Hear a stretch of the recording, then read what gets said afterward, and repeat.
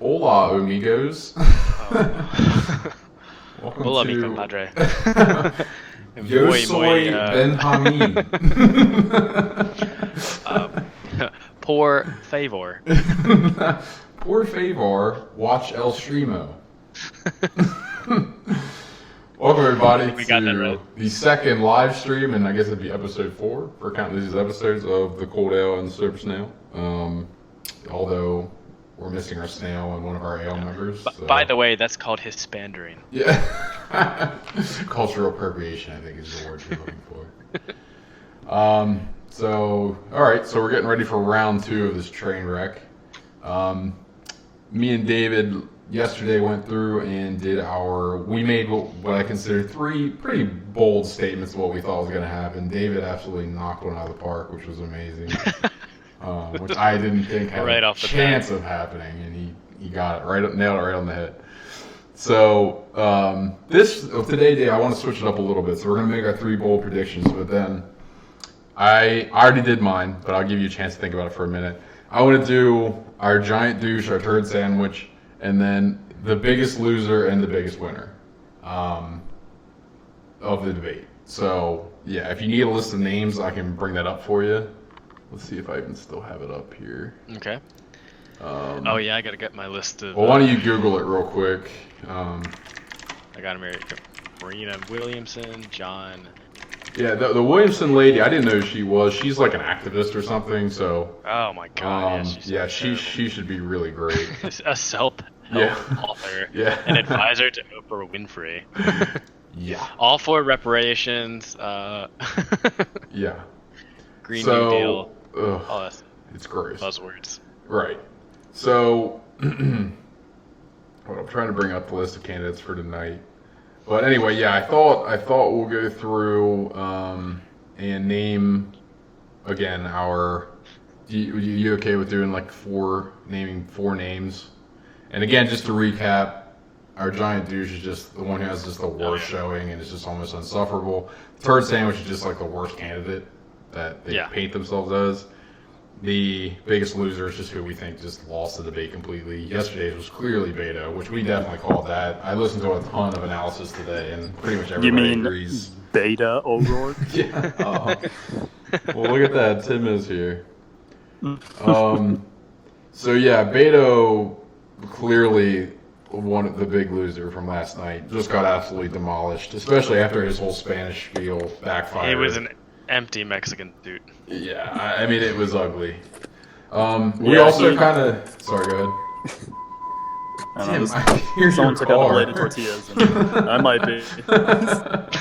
Someone took out the bladed tortillas and cut his throat. Yeah, I mean, it was bad. So, we also kind of got it right, where we both said that Julian Castro had the best showing. And I think most people agreed with us there. Yeah. So I think even though he defended a trans woman's right to an abortion. Clearly, he needs to go back to like high school. What? Yeah, he did. But again, that's the reality that these guys live in. I mean, we also were right. You know, it was essentially a race to the left. Who could be the most left? Really, is what it ended up being. Pretty much all of the commentators I listened to today said the same thing. Well, as I was telling you earlier, I actually rewatched it today. And it was way worse than I even thought it was. First of all, I actually think Tulsi Gabbard was a little bit better than I thought she was. I don't think this is going to be the end of her campaign necessarily. So I think she essentially she's still in the running. But yeah, I'm not saying it's good, but she wasn't as bad as I thought she was yesterday. She would do better if the media wasn't out to get her. Yeah. You saw that loaded question. Oh my God, yeah. Which was just they softballed to Warren, and everybody completely agreed. There wasn't nearly enough attack towards Warren or even Biden and Sanders, which you could argue, yeah, they're not there, so they're not really fair targets, but right. So here's the 10 we have going to. Oh, I'm sorry, that was last night. I don't know why I can't just find a list of who's going tonight. I got a list. Okay, so go ahead and fill me in. Mariana Williamson. Okay. Sam, we can't hear you. You're breaking up.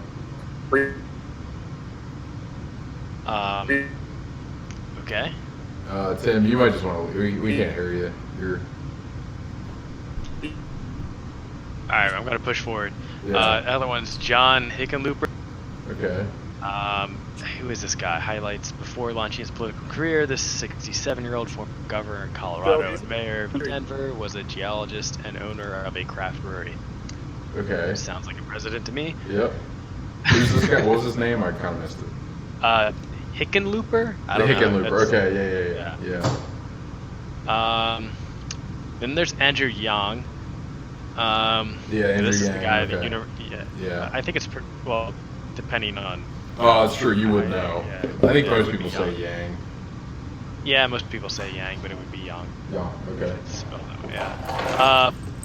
Promote. This is interesting. I haven't seen this before. Promote human-centered capitalism by expanding the metrics of economic success and launch a new currency to reward people and organizations who drive significant social value. Chinese last Social name capital? and wants to put in Literally? a social credit system like the Chinese. Yeah, I don't think so. Unbelievable. Yeah. Anyway, so yeah, let's keep going. Buttigieg. Yeah. He's gay. That's his Good for me. personality. I mean, I don't care if he's gay. I wouldn't even bat an eye at a gay candidate. I mean, Nope. Couldn't care less. Anyway. Tim Cook. Who cares? He's a Yep. great CEO. Mm-hmm. Nobody cares if he's gay, but he's gonna try to push that as something that makes him special. $10 he says, as a gay man. As a gay man. That should have been one of my Excuse me. statements. Yeah. Should have been one of my statements. But anyway, go ahead. Abolish the Electoral College and reform the Supreme Court by adding justices. Yeah. Fundamentally, I just gotta disagree with you on that one. Yeah. We don't have a whole lot of time, so roll through this because Alright. we got 10 yeah, minutes. We still got to do our statements. Joe Biden, no need for an introduction. Bernie Sanders, Kamala Right. Harris. Some of the no names is Christina Gillibrand. Gildebrand. She's not. She's like a New York representative. Yeah. So she's not super. She's probably fifth. in Michael this- Bennett, achieve a net zero greenhouse. Who's this guy? Okay. Two-term senator from Colorado. All right. Eric Swalwell, Yeah. loading use. Yeah. Ban all assault weapons. If you don't like that, the government has the nukes. Right. Mm. All right, so the bold statements. What do you got? Okay. I can go first. My first one. I think Bernie is going to pick a fight with Biden really early. Yeah. Like Oh, yeah. almost right off the bat to sort of set the tone. And I think it could almost be like completely out of left field, like super almost uncalled for, kind of like hey Joe, good to have you here today. You goddamn, you know what I mean? Like, so I think it could be something like that. I think he's got to really go on the attack against Biden. Okay. And pretty early, so Cool. within the first half hour, just so we have something to quantify it with. Yeah, I think I think Biden has a heart attack and Sanders falls asleep. Hey, those are I my got this switched. I just stole Timmy's prediction. That's funny. Well within the realm of possibility. No, actually, my actual one is, I think Biden. And there's a high probability of this. I think he's going to, if he slurs his words, stutters, looks confused, or searching for words, it's just going to reinforce the old sleepiness, that Trump has been saying. So I think there's a high chance of that happening. If that happens, he's done. Yeah. Even Okay. if he does okay, he's going to go down in the polls simply because other candidates are going to get more name recognition. But if he does badly and other people go up in the polls, it's going to further accelerate. Okay. Yeah, what's your number two? My number two is Biden is going to avoid making any concrete platform statements. So he's going to avoid taking like kind of a hard stance on anything. All he's going to do tonight is literally be, remember Obama? I was kind of there. That is going to be his platform from here. Hey, remember Obama? So that's my second one. I think he's going to make no hard statements. They're going to throw him softballs all night, and it's going to be just essentially a zero net for him. You know. Okay. That's my. And again, he's going to talk about his time with Obama as a vice president. Oh, of course. Mm-hmm. I'm going to say the moderators are going to fact check Bernie. Oh, good one. Yeah. Because I still don't think they don't really like him. Yeah. He's They still don't that black care. sheep. They don't care for Biden. Yeah. But they didn't like Bernie the last time around, and I don't think they're gonna like him this time. They're gonna try to shill for Kamala Harris. Yeah. Yeah, I can see that. Okay, my third one. I think there's going to be way more Trump bashing tonight. I don't think we saw hardly any of that until almost the closing statements last night, which I think is odd. It was really odd considering essentially that's the Democratic platform is whoever will beat Trump is who we're going to put in. So I think tonight I think that stuck out like a sore thumb last night, and I think tonight we're going to see that way more. And I think it's particularly going to come from Kamala Harris, personally. Yeah. Oh yeah. She's going to be big on. They're going to really push this border narrative nonsense, and they're really going to push that ahead and act like Trump is Hitler, yada yada. So yeah, I'll just say that is the child's argument. Right. I mean, yeah. Essentially. And this isn't. I didn't actually make this up myself. It's from Scott Adams. But basically, this is the way to look at this is Democrats want other countries to decide who can come into the U.S. and Republicans want the United States to decide who can come into the U.S. Now, whether or not how we do that is right or wrong, you have to first decide who gets to decide who comes into the country. Right.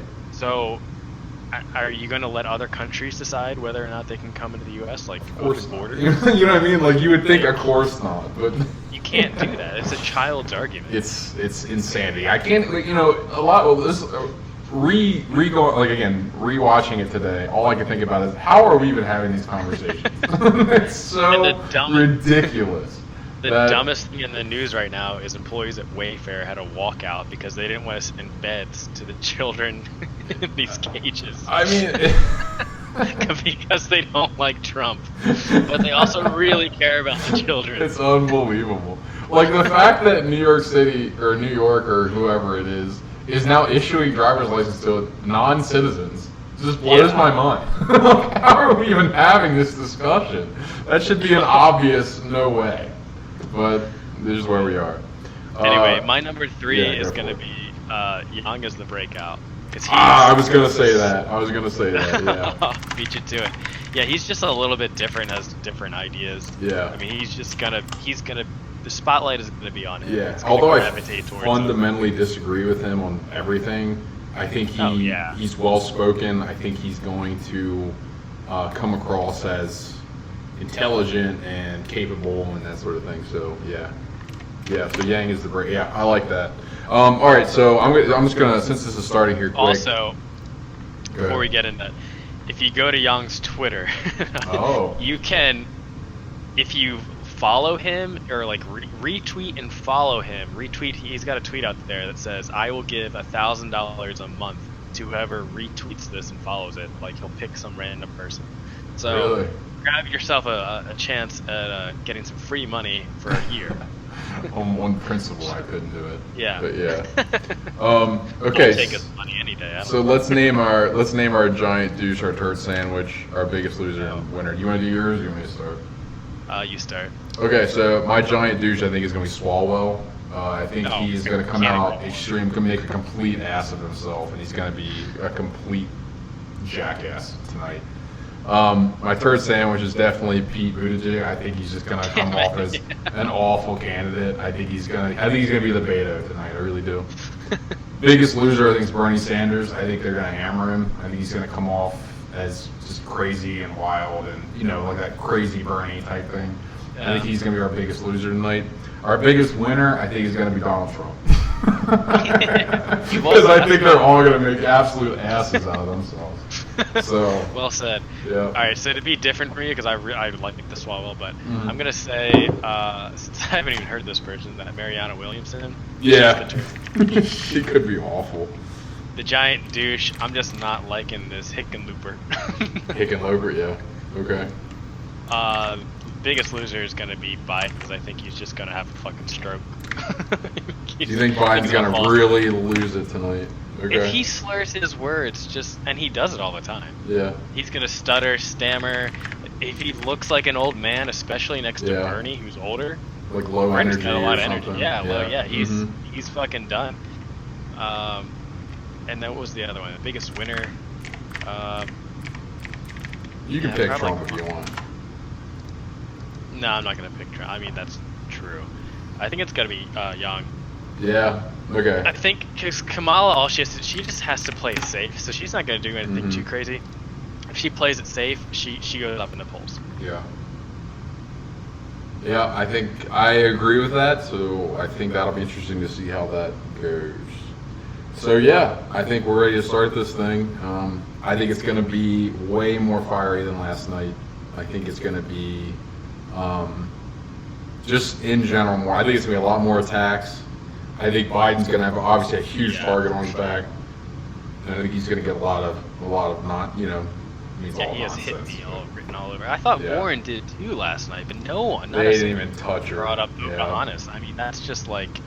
Right. You know, that's the biggest thing right there. Yep. Awful. So let's hope that Biden gets hammered. I really do. I'm losing all kinds of stream quality right now. For this group you're losing quality? donors, that things would be Yeah, exactly the same. And a lot of people okay. It's just going in and out of like 360 subject to a wealth tax that a lot of other candidates are pushing for. And Looks that's where I now. think someone like Bernie Sanders has the opportunity. All right, so to shine, yeah, it looks like they're getting ready to at start least here. in a certain age group potentially. All these because, douchers are on the again, stage he does right have this now. multifaceted approach to building the economy. Can you send me that link? Debt plan. To the feed?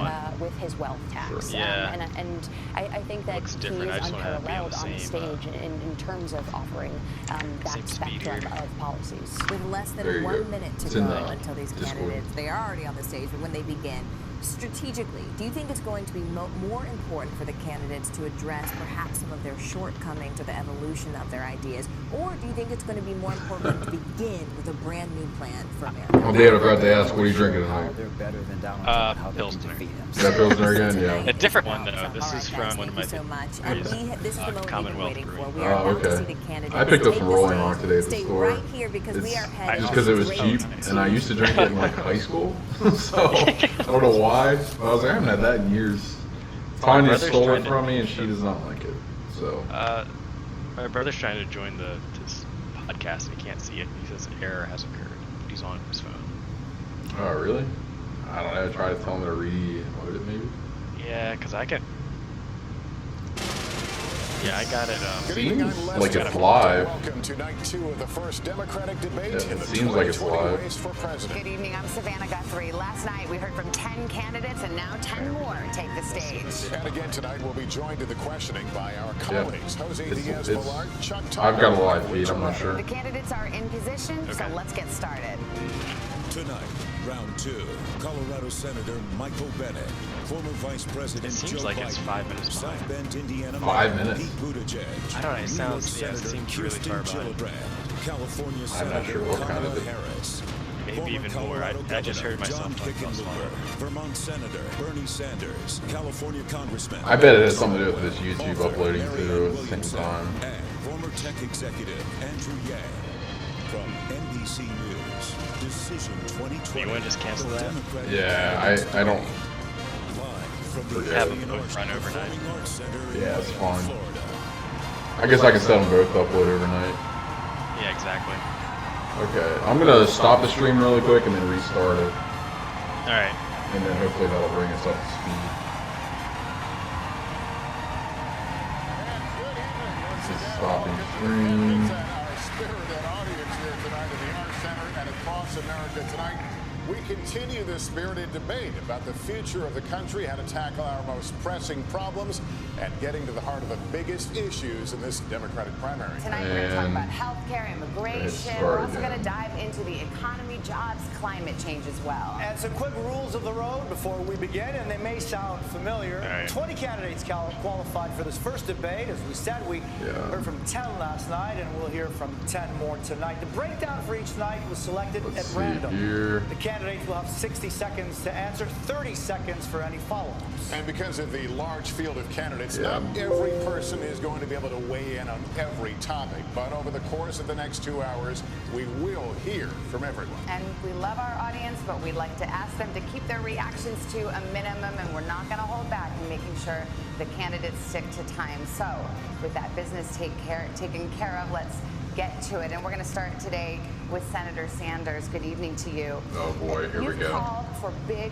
new government benefits like universal health care and free college. In a recent interview, you said you suspected that Americans would be, quote, delighted to pay more taxes. I see the clip now. Yeah, hold on. My question to you is, will taxes go up for the middle class? Sometimes it takes a while for it to like register on the server. And if so, how do you sell Let me that see if to I can start voters? again. Well, Okay, I gotta start streaming. A new vision for America. And all right, here, let's go. All right, let's just pay attention. It'll hopefully come back. There we go, it's back. Half of America. Awesome. While 500,000 people are sleeping out on the streets today, we think it is time for change, real change. And by that I mean that health care, in my view, is a human right. And we have got to pass a Medicare for all. So he's starting off with health care. That's not really a surprise. It's like the main part of his platform. The vast majority of the people in this country will be paying significantly less for health care than they are right now. That's not true at all. I believe that education is the future for this country. And that is why I believe that we must make public colleges and universities tuition free and eliminate student debt. And we do that by placing a tax on Wall Street. Okay. Wall Street's just gonna say. So basically, if you're a moron, that sounds great.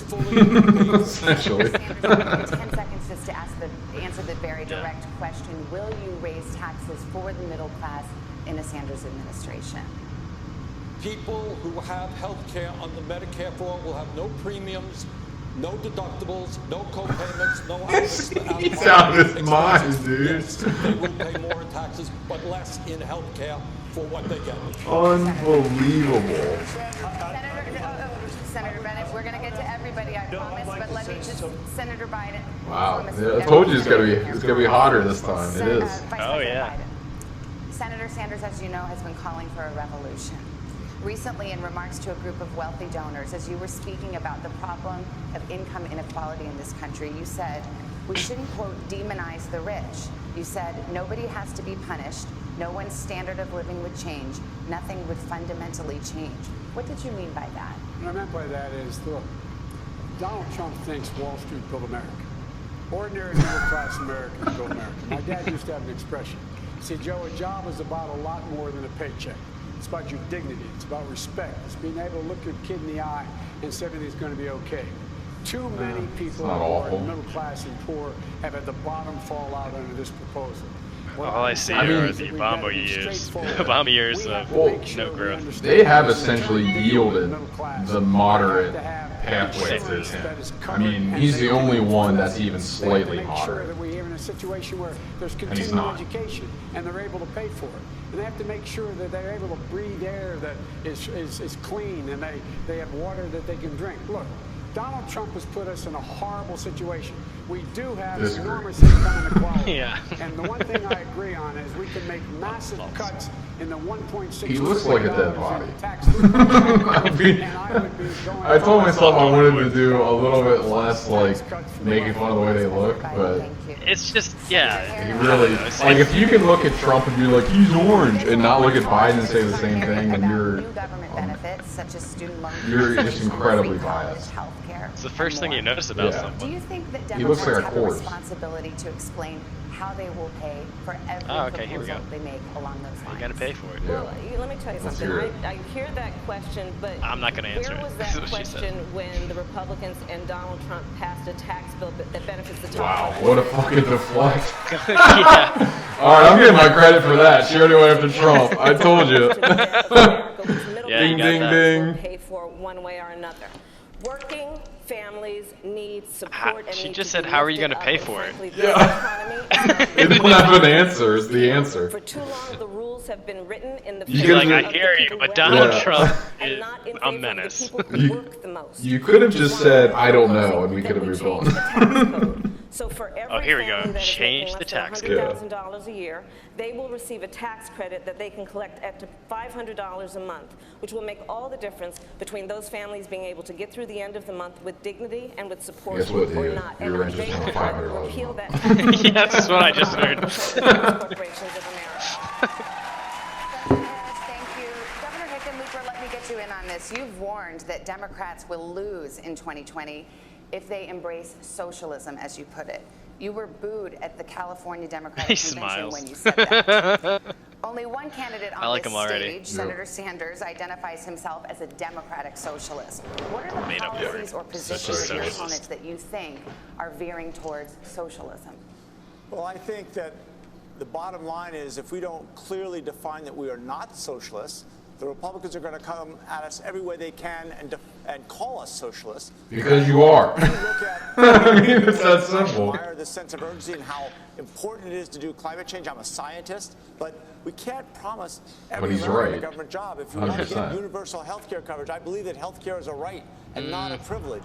But you can't expect to eliminate private insurance for 180 million people, many of whom don't want to give it up. In Colorado, we brought businesses and nonprofits together. I'll give him that. He's a little more connected. Universal health care coverage. We were the first state in America to bring the environmental community and the oil and gas industry to aggressively address methane emissions. And we were also the first place to expand reproductive rights on a scale basis, and we reduced teen pregnancy by 54%. We've done the big progressive things that people said couldn't be done. I've done what pretty much everyone else up here is still talking about doing. Governor, thank you so much. That was strong. Wow. He said some words. I mean, I don't response to those who say nominating a socialist would re-elect Donald Trump. Donald Trump. Well, I think the responses at the polls, last poll I saw, had us 10 points ahead of They were Donald so Trump. right last time. Because the Americans 2 years out. that Trump is a phony, that Trump is a pathological liar and a racist, and that he lied to the... I definitely give myself credit for this being more Trump action. He said he was going to stand up for working families. Well, President Trump, you're not standing up for working families when you try to throw 32 million people off the health care that they have, and that 83% of your tax benefits go to the top 1%. Now, this is where they can fact check that, because that's not true at all. Bullshit. There's too much. There's no way that 32% of the population lost health care. This economy isn't fair to everyone. Welcome to capitalism. Think about that. Think about that. 32% of 300 million. That's 100 million people lost their health care when Trump got elected. That's what he just said. And so all the things that we're trying to It's just like a flat-out lie. Companies care more about profits when they do about people. So if you're talking about no shit, Kristen. it's the greed Kirsten. of the NRA and the gun manufacturers. Oh my God! Bad How did we get there? The greed of the insurance. Is it bad the first second I thought she was a moderator? She just looks like a newscaster. I was like, this is a weird question. Wow, someone's really going around the circle. We don't want corrupted capitalism. Thank you. I want to be which is fair the to all the definition candidates. of greed. Thank you. Senator Bennett. What a bimbo. Yeah, that's an Quote, it's possible That's one of those, like, everyone's now dumber for having listened to it. We'll call them candy. Were you Sorry, I can't say referring to any bimbo. That's candidate sexist. proposal in particular when you said that? Excuse me. Was that directed to me? Yes, that was your quote. That sounded like me. Thank you. It was you. I appreciate it. Well, now you sound like a moron. Look, first of all, I agree completely with Bernie about His what the audio is fundamental messed up. challenge we're facing as a country is. 40 years of no economic growth for 90% of the American people, 160,000 families In the what top world are you 1% living in? wealth is the bottom 90%, and we've got the worst income inequality that we've had in 100 years. Where I disagree is on his solution on Medicare for all. You know, I have proposed getting to universal health care, which we need to do. It is a right. Health care is a right. Put a put a gun to every doctor's head. Say it is a right. We started with Obamacare and creating a public option that every family and every person in America can make a choice for their family about whether they want a public option, which for them would be like having Medicare for all, or whether they want to keep their private insurance. I believe we will get there much more quickly if we do that. But wait, Bernie, if I could just finish, Bernie mentioned that the taxes that we would have to pay, because of those taxes, Vermont rejected Medicare for all. And we should Yeah, this is okay. So Turn up the heat. This is already hotter. I like it. Finally, yeah, I'm playing for Pink, son. I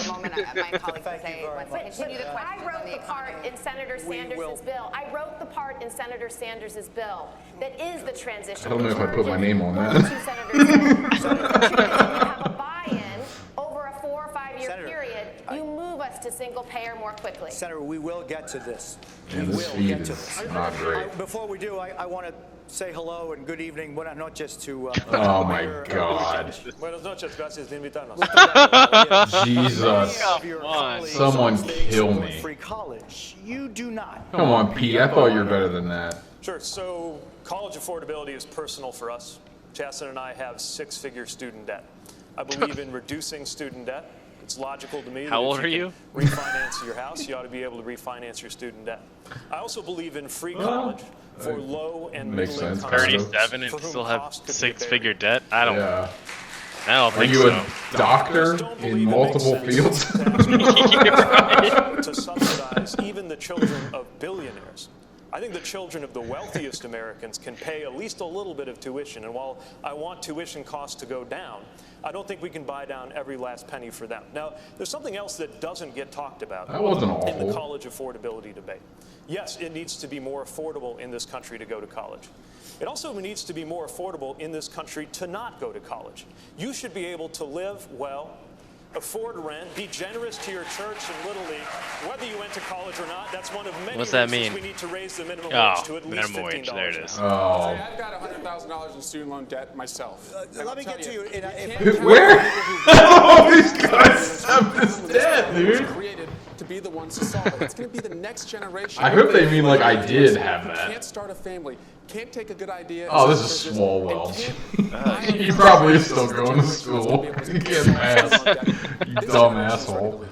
Mr. Yang, your signature policy is to give every adult in the United States $1,000 a month, no questions asked. That's right. I think that's like $3.2 trillion. He's like, oh yeah. He's got that casual look going. Look at that, no tie, bold. Sorry? How would you do that? Oh, so it's difficult to do if you have companies like Amazon, trillion-dollar tech companies paying literally zero in taxes while they're They closing pay their 30% of our stores. Yeah. Now, we need to put the Fix the American tax people in a code. position to benefit from all these Unless you're gonna go innovations drag across the economy. Bezos out of there for tax A fraud, value-added it's not his tax rate problem. half the European level, it would generate over $800 billion in new revenue, which combined with the money in our hands, They think it's it would just be the like trickle-up free economy money where if you people just in tax the communities that would corporations. spend the money and it would circulate They're not through using that money. regional economies and Yeah. neighborhoods, Just tax them. creating millions of jobs, Just take making it. It's families ours. stronger and healthier. We'd save money on things like incarceration, homelessness services, emergency room health care, and just the value gains from having a stronger, healthier, mentally healthier population would increase GDP by $700 billion. This is the move that we have to make, particularly as technology is now automating away Maybe I'm from like- American jobs. It's why Donald Trump is our president today, that we I automated thought he'd be away 4 stronger. million manufacturing jobs in Michigan, I don't think Ohio, it's Pennsylvania, and persuasive. Wisconsin. No. We're about to do the same thing to millions I of respect. At least he's throwing some numbers and he's like providing proof. Numbers are not persuasive. Right. You hear numbers, you automatically start to tune them out. Right. That's true. Over 18, but But at least he's not just like, nah, I'll fix it. It's broke, I'll do it. Like fucking last night. Well, the value-added tax would end up, you'd still be increasing the buying power of the bottom 94% of Americans. You have to spend a lot of money for a mild value-add tax to eat up See, no one $12,000 understands him right a now. year per individual. Yeah, I can't you've even follow lost- it. You've lost a lot of. $24,000 to $36,000 a year. Okay, Congressman. That was so really I'll talk pathetic. about Yeah, that wasn't good. He's talking about it, and you just actually mentioned it. Many That's Americans like worried about things like self-driving it was- Ben cars, Carson. When Yeah. Ben Carson rambled it on and on about, Yeah. will cost them their jobs. he puts you to sleep. It was too objective. If that makes sense.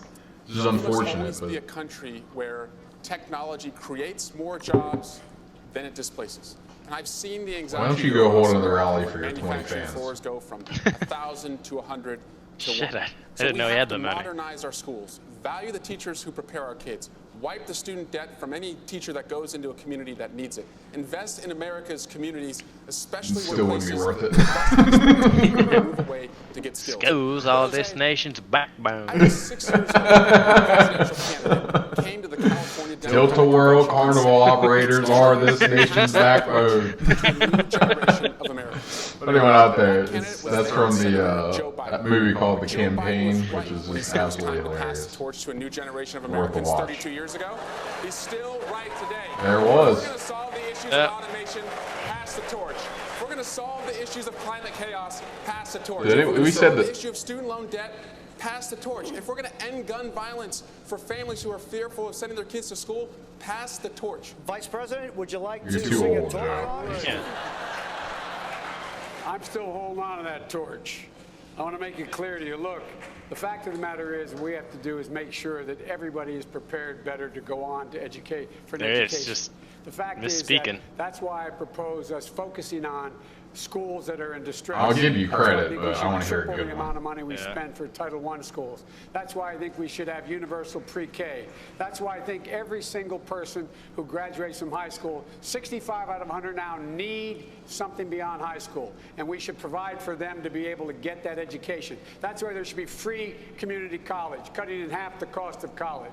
That's why we should be in a position where we do not everything have free. anyone have to pay back a student debt. When they get out, they are making less than $25,000 a year. Their debt is frozen, no interest payment until they get beyond that. We can't put people in a position where they aren't able to go on and move on. And so Okay, I can there's a lot we can do. kind We of have to get make continuing education available that, for everyone so that everyone but can compete.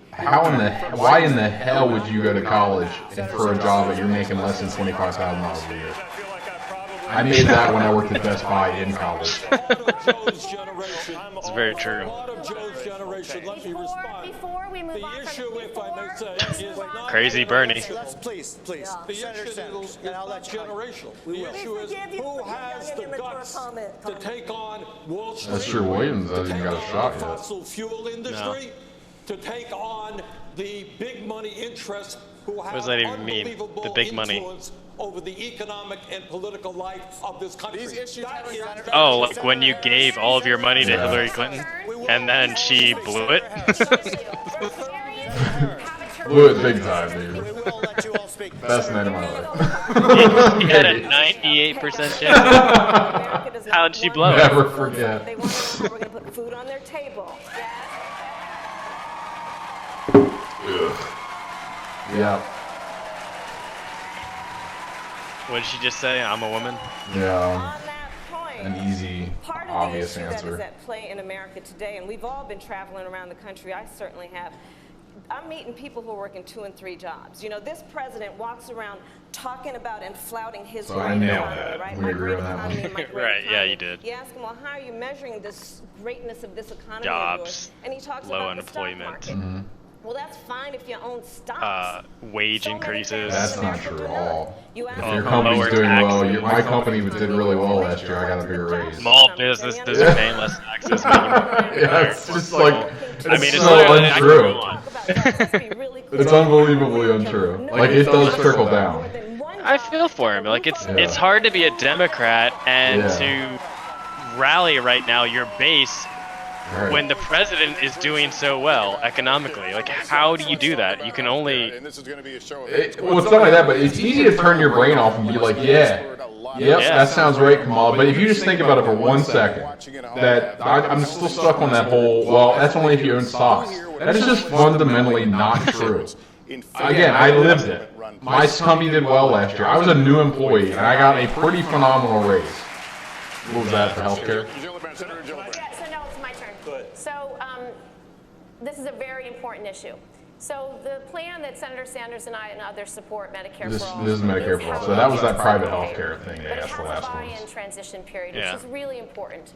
In 2005, when I ran for Congress in a 2-to-1 Republican district, I actually ran on Medicare for All, and I won that 2-to-1 Republican district twice. And the way I formulated it was simple.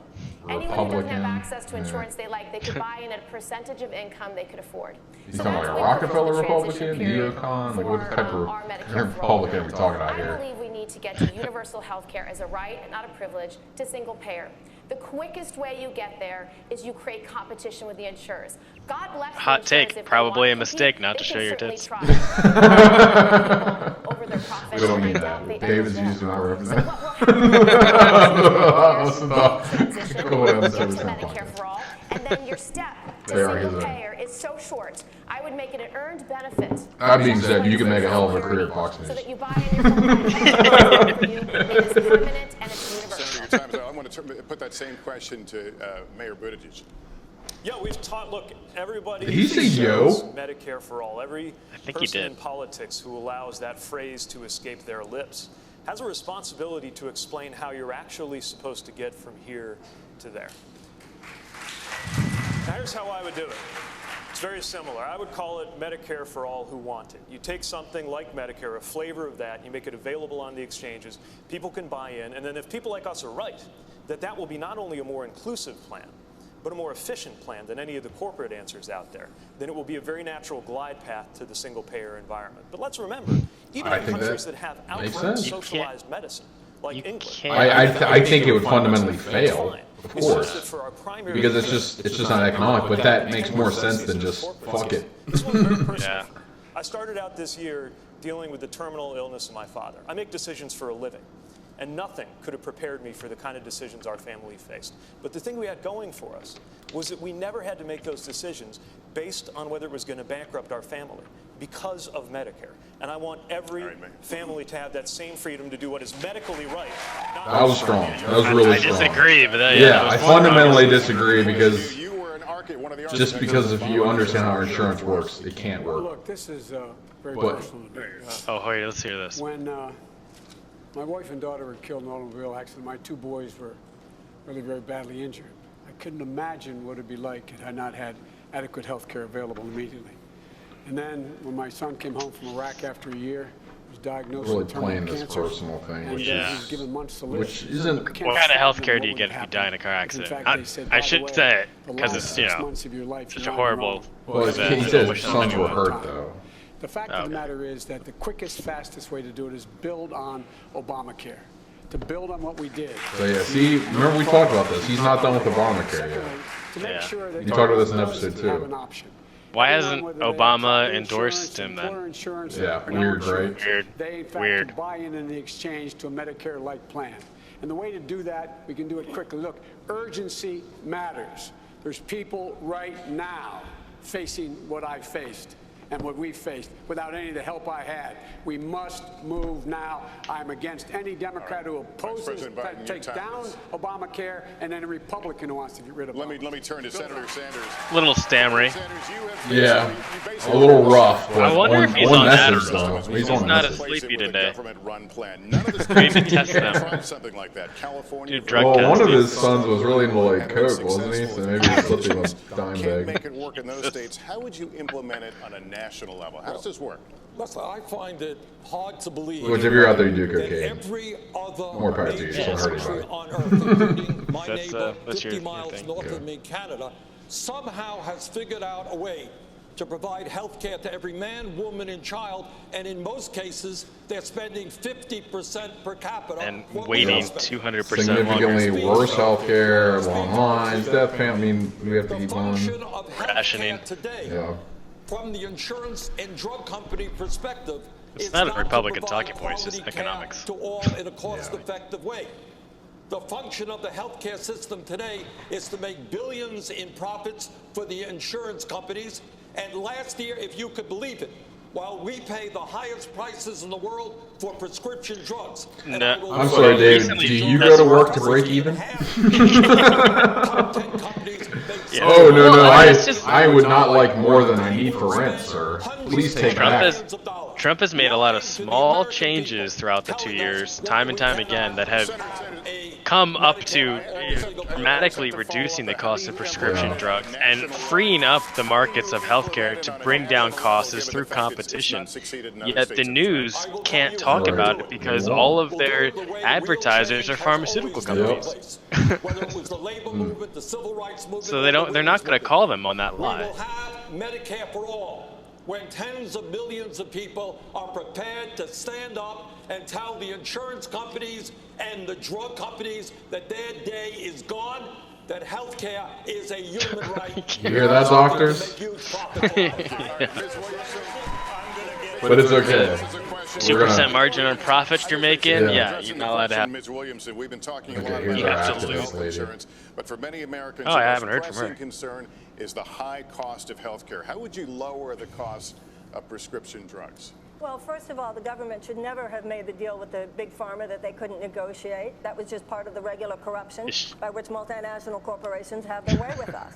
You know, I want to say that while I agree with, I'm with Senator Bennett and others, but I agree with almost everything here. I'd like to see her read Bernie Sanders' palm. She does look like a type. She looks like a medium. He won by simply saying, "Make America great again." We've got to get deeper than just these superficial fixes, as important as they are. Even if we're just talking about the superficial fixes, ladies and gentlemen, we don't have a health care system in the United States. We have a sickness care system. That's weird. I have a health care card in my wallet. I just got a Snapchat with her face that said, "Who the fuck is?" Who the fuck is what? Who the fuck is this? Yeah. Americans have unnecessary chronic illnesses, so many more compared to other countries, and that gets back into not just the big pharma. Look at that, they're like, who is the fuck? Policy, it has to do with food policy, it has to do with drug policy, it has to do with environmental. Senator Bennett, a question for you. I can't listen to her system that we voice. have in place with Obamacare and Bill. You mentioned that a moment ago. Is that enough to get us to universal coverage? I believe that will get us the quickest way there, and I thought the Vice President was. Lester looks like he has a mask on. As well. Yeah. He's wearing someone else's face. Yeah. For sure. Definitely. Kid had a appendectomy out, and I feel very strongly that families ought to be able to have this choice. I think that's what the American people want. I believe it will get us there quickly. There are millions of people in America that do not have health insurance today because they can't. They're too wealthy. They make too much money to be on Medicaid. They can't afford health insurance. When Senator Sanders Well, they're not paying the Obama tax there are 35 million people in Canada for not having health care. 350 million People choose not to have health care. Easily the number of people. Why does a 27-year-old need to be forced to pay for health care if he's working part-time, a couple jobs, and doesn't want health care? Yeah. As Mayor Buttigieg says, because you have to buy in, David. Right. Buy into the program. You have to pay as a young. It's a tax on the wealthy to pay for the old. Yep. He has said That's over what it and is. over again, unlike others that have supported Whereas this legislation, my point of view is you have to have some foresight, some sort of precognition to know that one day you'll get old. Yeah, right. To save for those expenses for when you're old. You might invest in the stock market. Could you say that people who don't have that foresight maybe just don't make it? I think it's a self-correcting problem. Yeah, that's what I'm saying. You know, Mike, Medicare is the most popular health insurance program in the country. People That's don't not like true. their Free money That's not true at all. is really popular amongst people who are dependent upon free money. Yeah. Another way to say that. We will substantially lower the cost of health care in this country because we'll stop the greed. Oh, it's the greed. If they weren't greedy. Right, right. How dare they? We have to think about how this affects real people and the reality of how this affects real people. Biden is hasn't captured promised in to cure story cancer yet. I that feel like many now's his of us opportunity. would paraphrase. There is, any night in America, a parent who's seeing that their child has a temperature that is out of control, calls 911, what should I do? And they say, take the child to the emergency room. And so they give them their car, and they drive, and they're sitting in the parking lot outside of the emergency room, looking at those sliding glass doors while they have the hand on the forehead of their child. Knowing Every night that this if they happens walk in through those America. sliding Let's paint a glass picture, doors, even though David. they have insurance, they will be out a $5,000 deductible when they walk through those doors. That's what insurance companies are doing in America today. I don't think so. Biden's even close to that. No. Last time I was at the emergency room, it cost me like $200, and I had shit health insurance. We stand in line and pay expensive prescription drugs. We have to have a health care guarantee. If you're sick, you're seen, and in America, you never go broke because of it. Okay. With all You said nothing. Talking tonight about government healthcare. Thank God we delayed the whole debate for nothing. This is a show of hands question, and hold them up for a moment so people can see. Guns, though. Your hand if your government plan would Looks provide like the coverage for undocumented Ken doll from Toy Story 3. Sorry, well, I forgot. I missed that one too. Mayor Buttigieg, why? Because our country is healthy when everybody is healthier. And remember, we're talking about something. Yeah, it's a personal responsibility. Take care of in the yourself. same way that there are undocumented immigrants in my community who pay. They pay sales taxes. They pay property taxes directly or indirectly. This is not about a handout. This is an insurance program. And we do ourselves no favor by having 11 million undocumented people in our country be unable to access health care. But of course, the real problem is we shouldn't have 11 million undocumented people with no pathway to citizenship. It makes no sense. And the American people agree on what to do. This is the crazy thing. If leadership consists of forming a consensus around a divisive issue, this White House has divided us around a consensus issue. The American people want a pathway to citizenship. They want a protection. I'm already on my second beer when I have that. Just like my father immigrated to this country.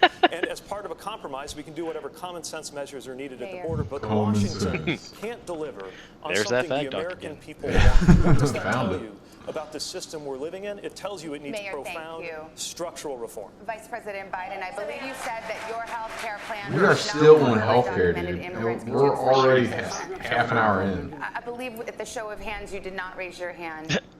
I don't remember. He looks lost and confused. Okay. Sorry. Bingo, you get Old it. man.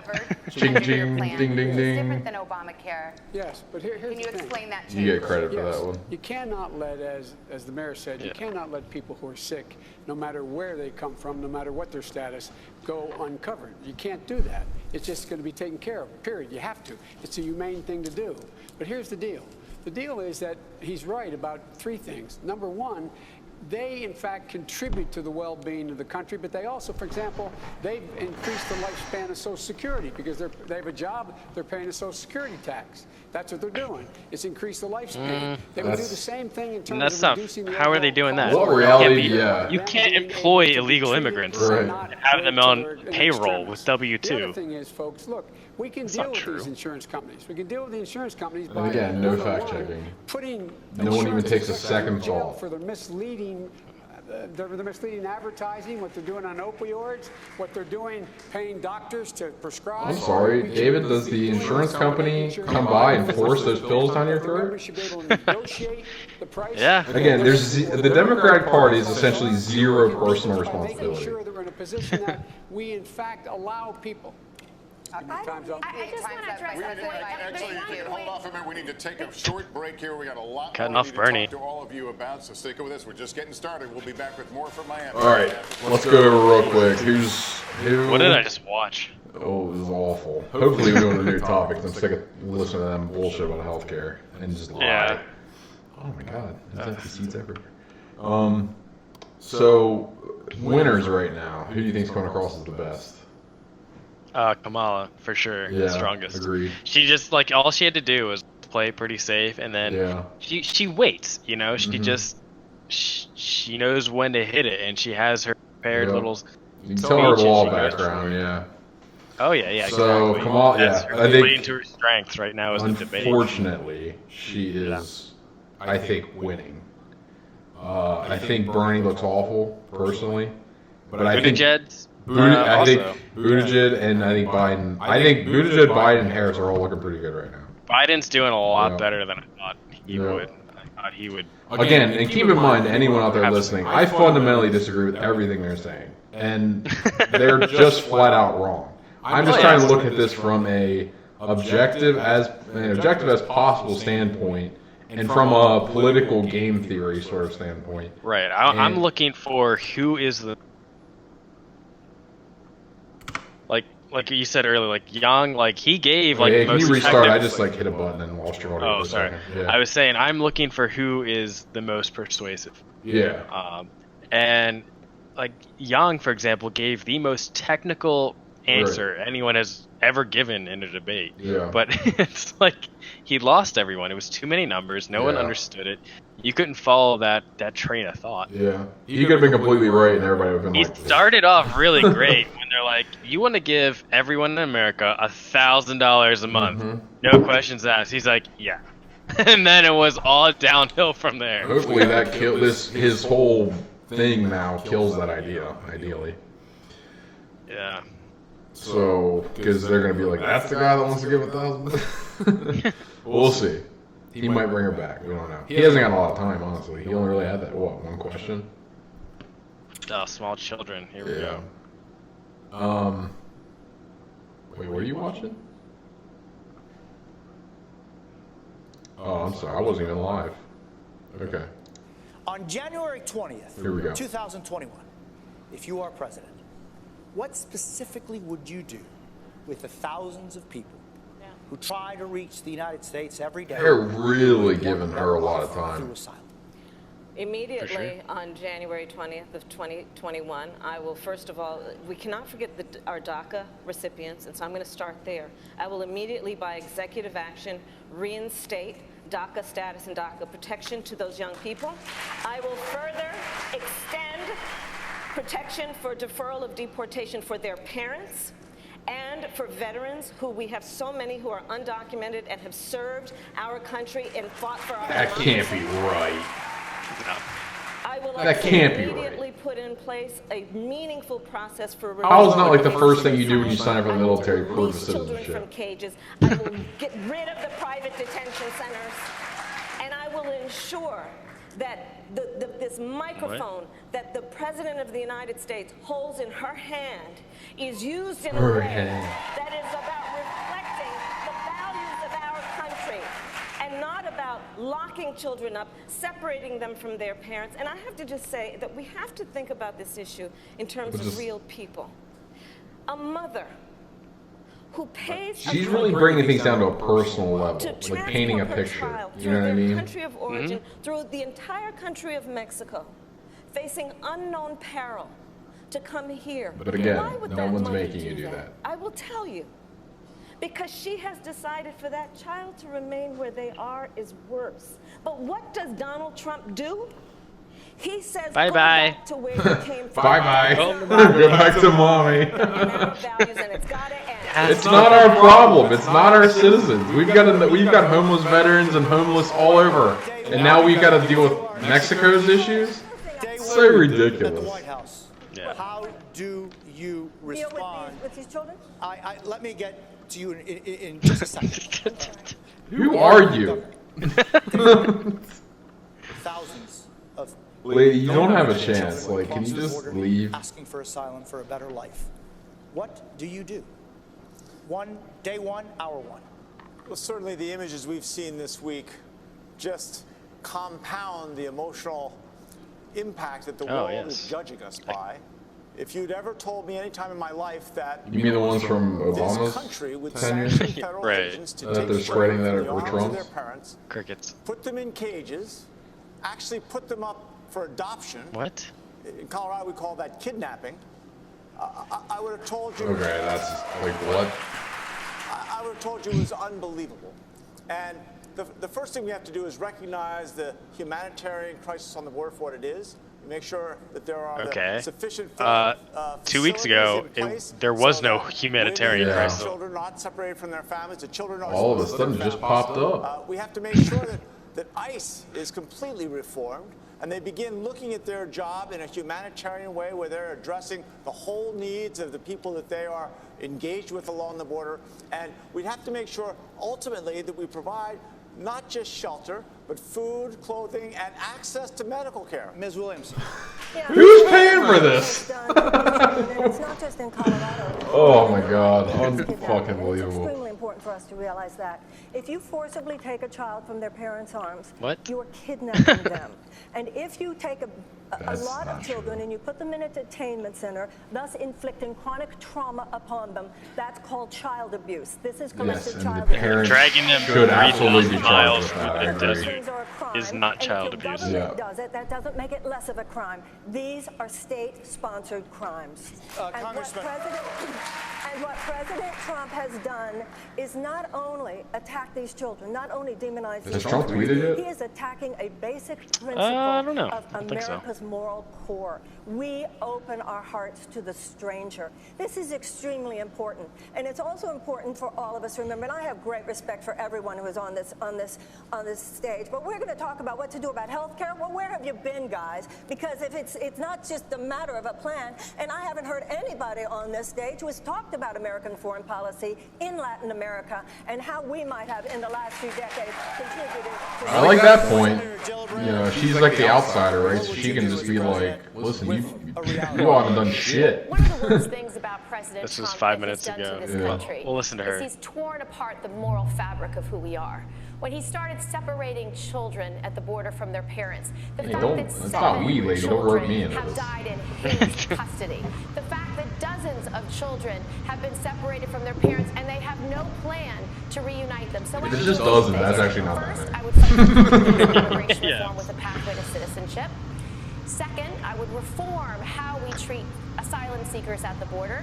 I would have a community-based treatment center. Like I said, where you're doing within we as a country have to decide where asylum seekers are given who lawyers, gets to where decide there's real immigration judges, who can not come into the country. Is it the employees of United the States Attorney General, government, but appointed for or life, is it and have a every other community-based country? system. I would fund border security. But the worst thing President Trump has done is he's diverted the funds away But from they want to play to your cross-border emotions. terrorism, cross-border human trafficking, drug So instead of trafficking, if we just had a wall, they Right, wouldn't like- need concentration camps because they don't want to cross.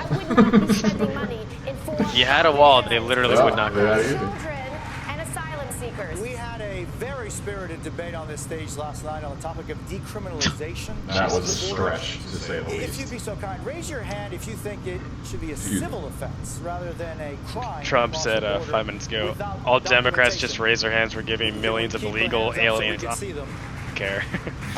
How about taking care of American citizens first? Theoretical exercise. That criminalization, that is the basis for family separation. You do away with that, it's no longer possible. Of course, it wouldn't be possible anyway. All right, well, he got that right. He got that right. The reason they're separated is because they're charged with a felony offense. And obviously, as you go through that process, you can't just bring your Our kid party with doesn't you. talk about that as much, largely for a very good reason, which was we are committed to the At least separation that's how I of church and understand state, and we stand for people of any religion and people of no religion. But we should call out hypocrisy when we see it. And for a party that associates itself with Christianity, to say that it is okay to suggest that God would smile on the division of families at the hands of federal agents, that God would condone putting children in cages, has lost all claim to ever use religious language again. Vice President, I don't get that point. I don't know if you raised your hand or were just asking to speak. He tried though. Yeah, he tried to call like Republicans against God. How about which is a Obama? weird one. Is unite families. I'd surge immediately. Billions of dollars worth How of help is to nobody the attacking Biden and his Obama administration for They far did worse the exact reasons? same thing. Yeah, or worse. At the very end of the campaign. Well, it is at the very worse. end of our term, to spend I said yesterday, more people died in 2 years crossing the border under Obama's administration than Trump's. And Obama deported far more people far more quickly than Trump, actually. Increase in the number of children were coming. The crisis was abated. And along came this president, he said he immediately discontinued that. We all talk about these things. I did it. I did it. 740 million. Now look, second thing we have to do. The law now requires the reuniting of those families. Let's just be honest. The reason they don't want borders is because they're future Democratic voters. And maybe not the parents that come here, but their children and their grandchildren, they're like 10 times more likely to vote Democrat. Children in cages. It's just future votes.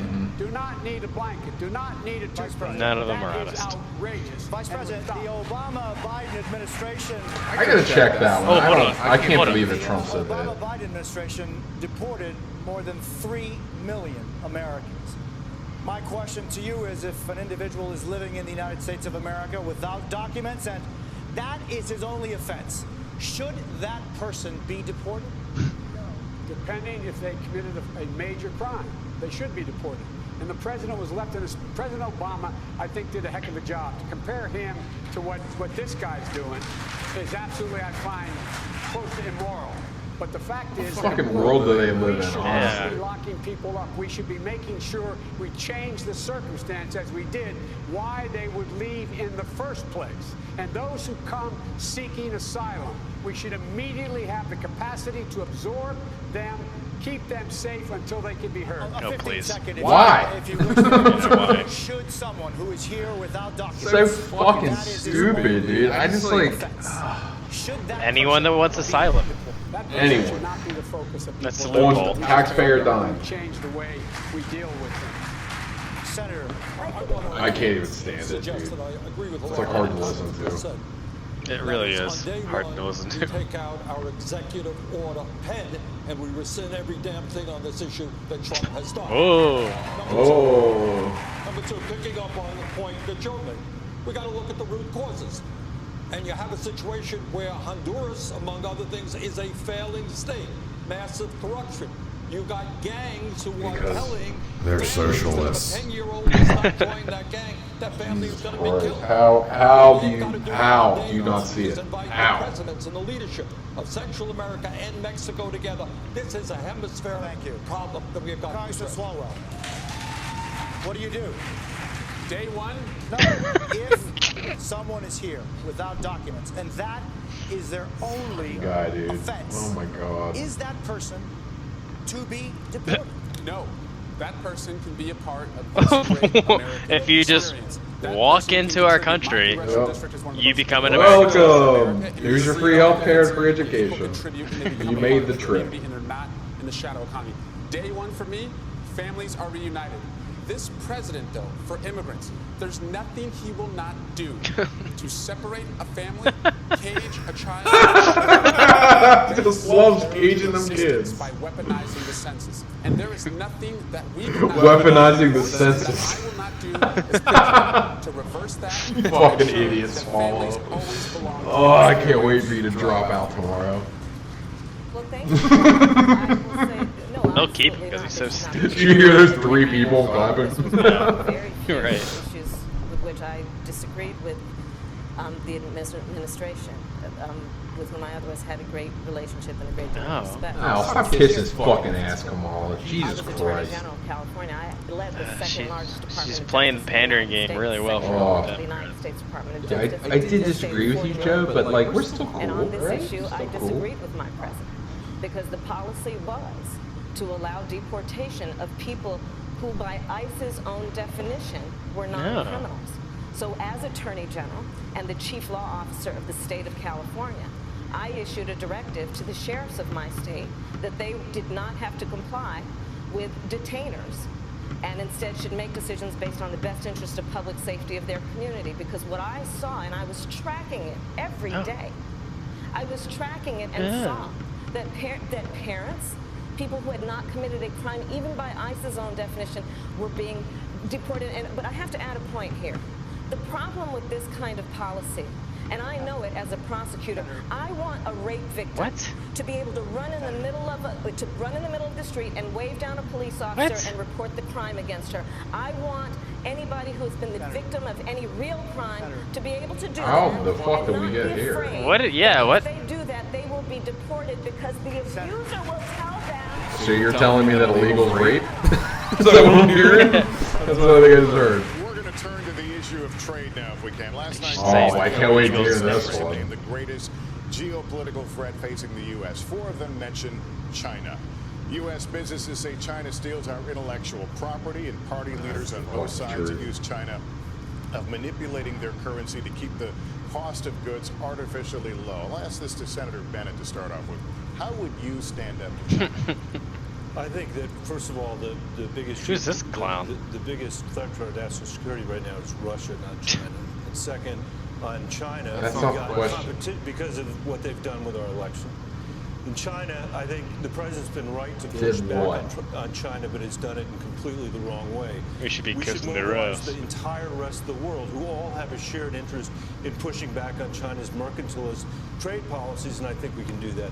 I'd like to answer the other question before this as well. You have the time. When I see these kids at the border, I see my God, I know she sees herself. Big mistake, Bennett. Big fucking mistake. For years during the Holocaust. So he has no clue what to do about trade, essentially, is what he's saying. Doing what he's doing to children and their families at the border. Literally. I say this is somebody who wrote the immigration. Literally zero idea what he's doing. They created a pathway to citizenship for 11 million people in this country that had the most progressive DREAM Act that's ever been conceived. I think that was a huge gap going back to that question.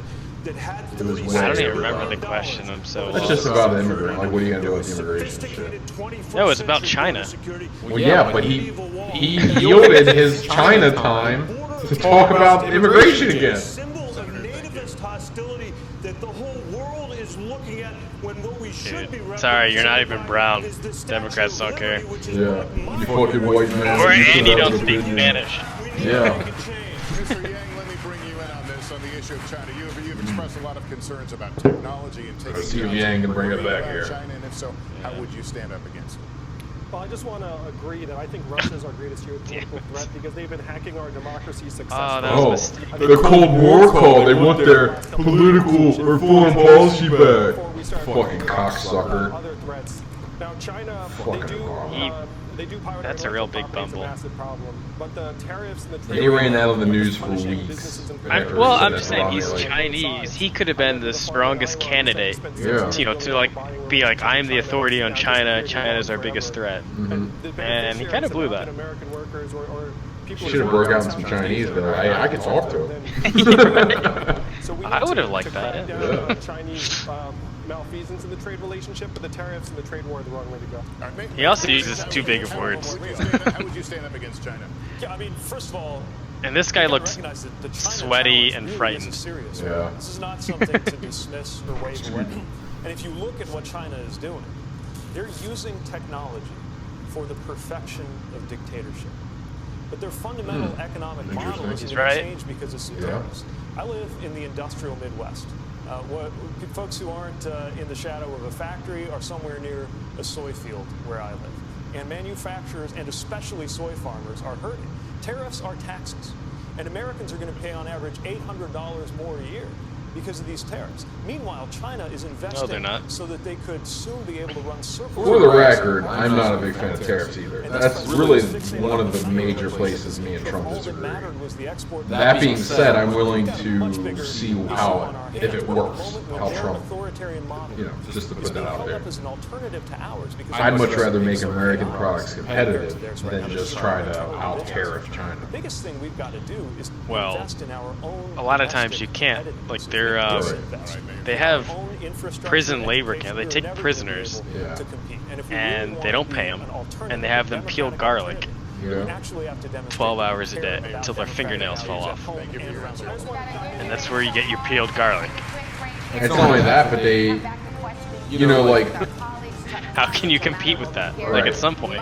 For instance, like when I'm not going to name my company or what I do or anything like that, but when we maybe receive product from China that we're going to flip over and sell or whatever, it is always of inferior quality. They skimp on quality testing. They skimp on, they don't do things by the book. They do steal intellectual property. There's no rules over there. It's just get ahead, I mean, my company has a ban. We don't buy Chinese steel. All right, let's take a look at the electoral college in 2020. It's just one thing you don't do. But I get it. I mean, it's a quick revenue for us. I get it. But and all the other, companies do it in our field. But it's just disgusting. I shouldn't say that. I mean, it works. There's a certain work, but we have to constantly go back and be like, hey, we need this quality test done. But then, do they even do it, or they just write down numbers? You know what I mean? Like, I just can't really trust. China, they're full of cheaters and copiers and shortcuts. You just can't trust them. I mean, it's like baby toys and dog foods have high levels of arsenic and poison in them. That There's no quality control.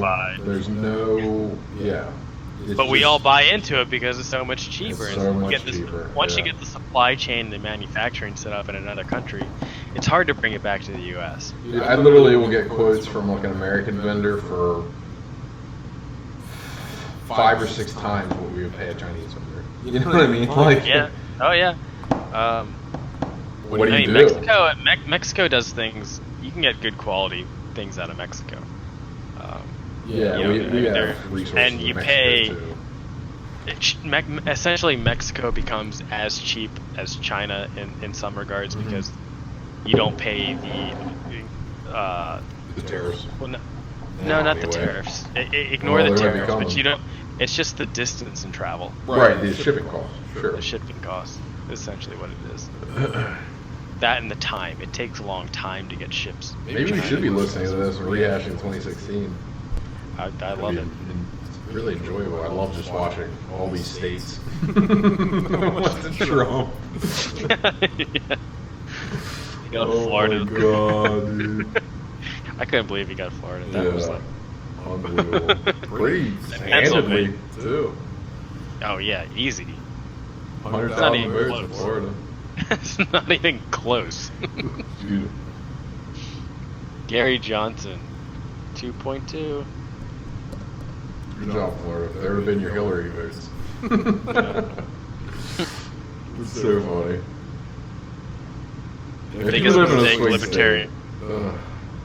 Biggest mistake libertarians made was embracing social justice warriors. If they would have picked a strongly conservative candidate, I think, not conservative, but a true libertarian, where he's like, I'm going to gut government from the inside, I would have considered it voting for him. Right. Just on principle. Like, I realize you're throwing away your vote. And anyone who says you're not throwing away your vote's lying. You know, you are. Yeah, he's not going to win. And I get it. I understand where people come from, and they're like, oh, you know, it's not fair that we only have 2 parties, and, you know, what. The way we look at it is so that when one of our candidates win, at least it's like a majority of people are happy. You know, when you have a 6-candidate race, like say France or a European country, you might have what, 15% of people are like, hey, my guy won. So you've got 85% people that are like, yeah, it's like imagine you're at a dinner party and that's the idea of the 2-party system for anyone who doesn't understand that. You're at a dinner party and some people are like, I want cheesecake for I want apple pie, and then you're like, well, I want tuna salad. Like, you can make a statement, but like, it's gonna be either cheesecake or apple pie. You might as well pick the one you like. Well, oh man, we're back. I don't know if I can do another hour of this. This is painful. It really is. I mean, I'm gone, but you know. So let's turn it over to Chuck Todd and Rachel Maddow. Oh, these 2 fucking winners. Let's see if they get the audio right today. I had a dream that we've done this before. No. Ha! Just so funny, Chuck. Let's quickly fucking loser. One more time. 20 candidates qualified. God, if they fuck up the audio again, I'm gonna be so happy. We're hearing from 10 That would be so funny. Breakdown for each night was selected at random. Candidates will have 60 seconds to answer direct questions, 30 seconds for follow-ups, if necessary. These 2 are legitimately the worst. Candidates, not every person will be able to comment on everything, but the less audience reaction there is, the more time they will all get. Over the course of the next hour, these 2 are just a bunch of characters. Oh my God, I'm so happy. We're going to begin this hour with Mayor Buttigieg. In the last 5 years, civil rights activists in our country have led a national debate over race and the criminal justice system. Your community of South Bend, Indiana, has recently been in uproar over an officer-involved shooting. The police force in South Bend is now 6% black in a city that is 26% black. Why has that not improved over your 2 terms as mayor? Because I couldn't get it done. My community is in anguish right now because of an officer-involved shooting. A black man, Eric Logan, killed by a white officer. I'm not allowed to take sides until the investigation comes back. The officer said he was attacked with a knife, but he didn't have his body camera on. It's a mess, and we're hurting. And I could walk you through all of the things that we have done as a community. All of the steps that we took. Was there a knife? By a street. You know what I mean? It didn't save hypotheticals. Yeah.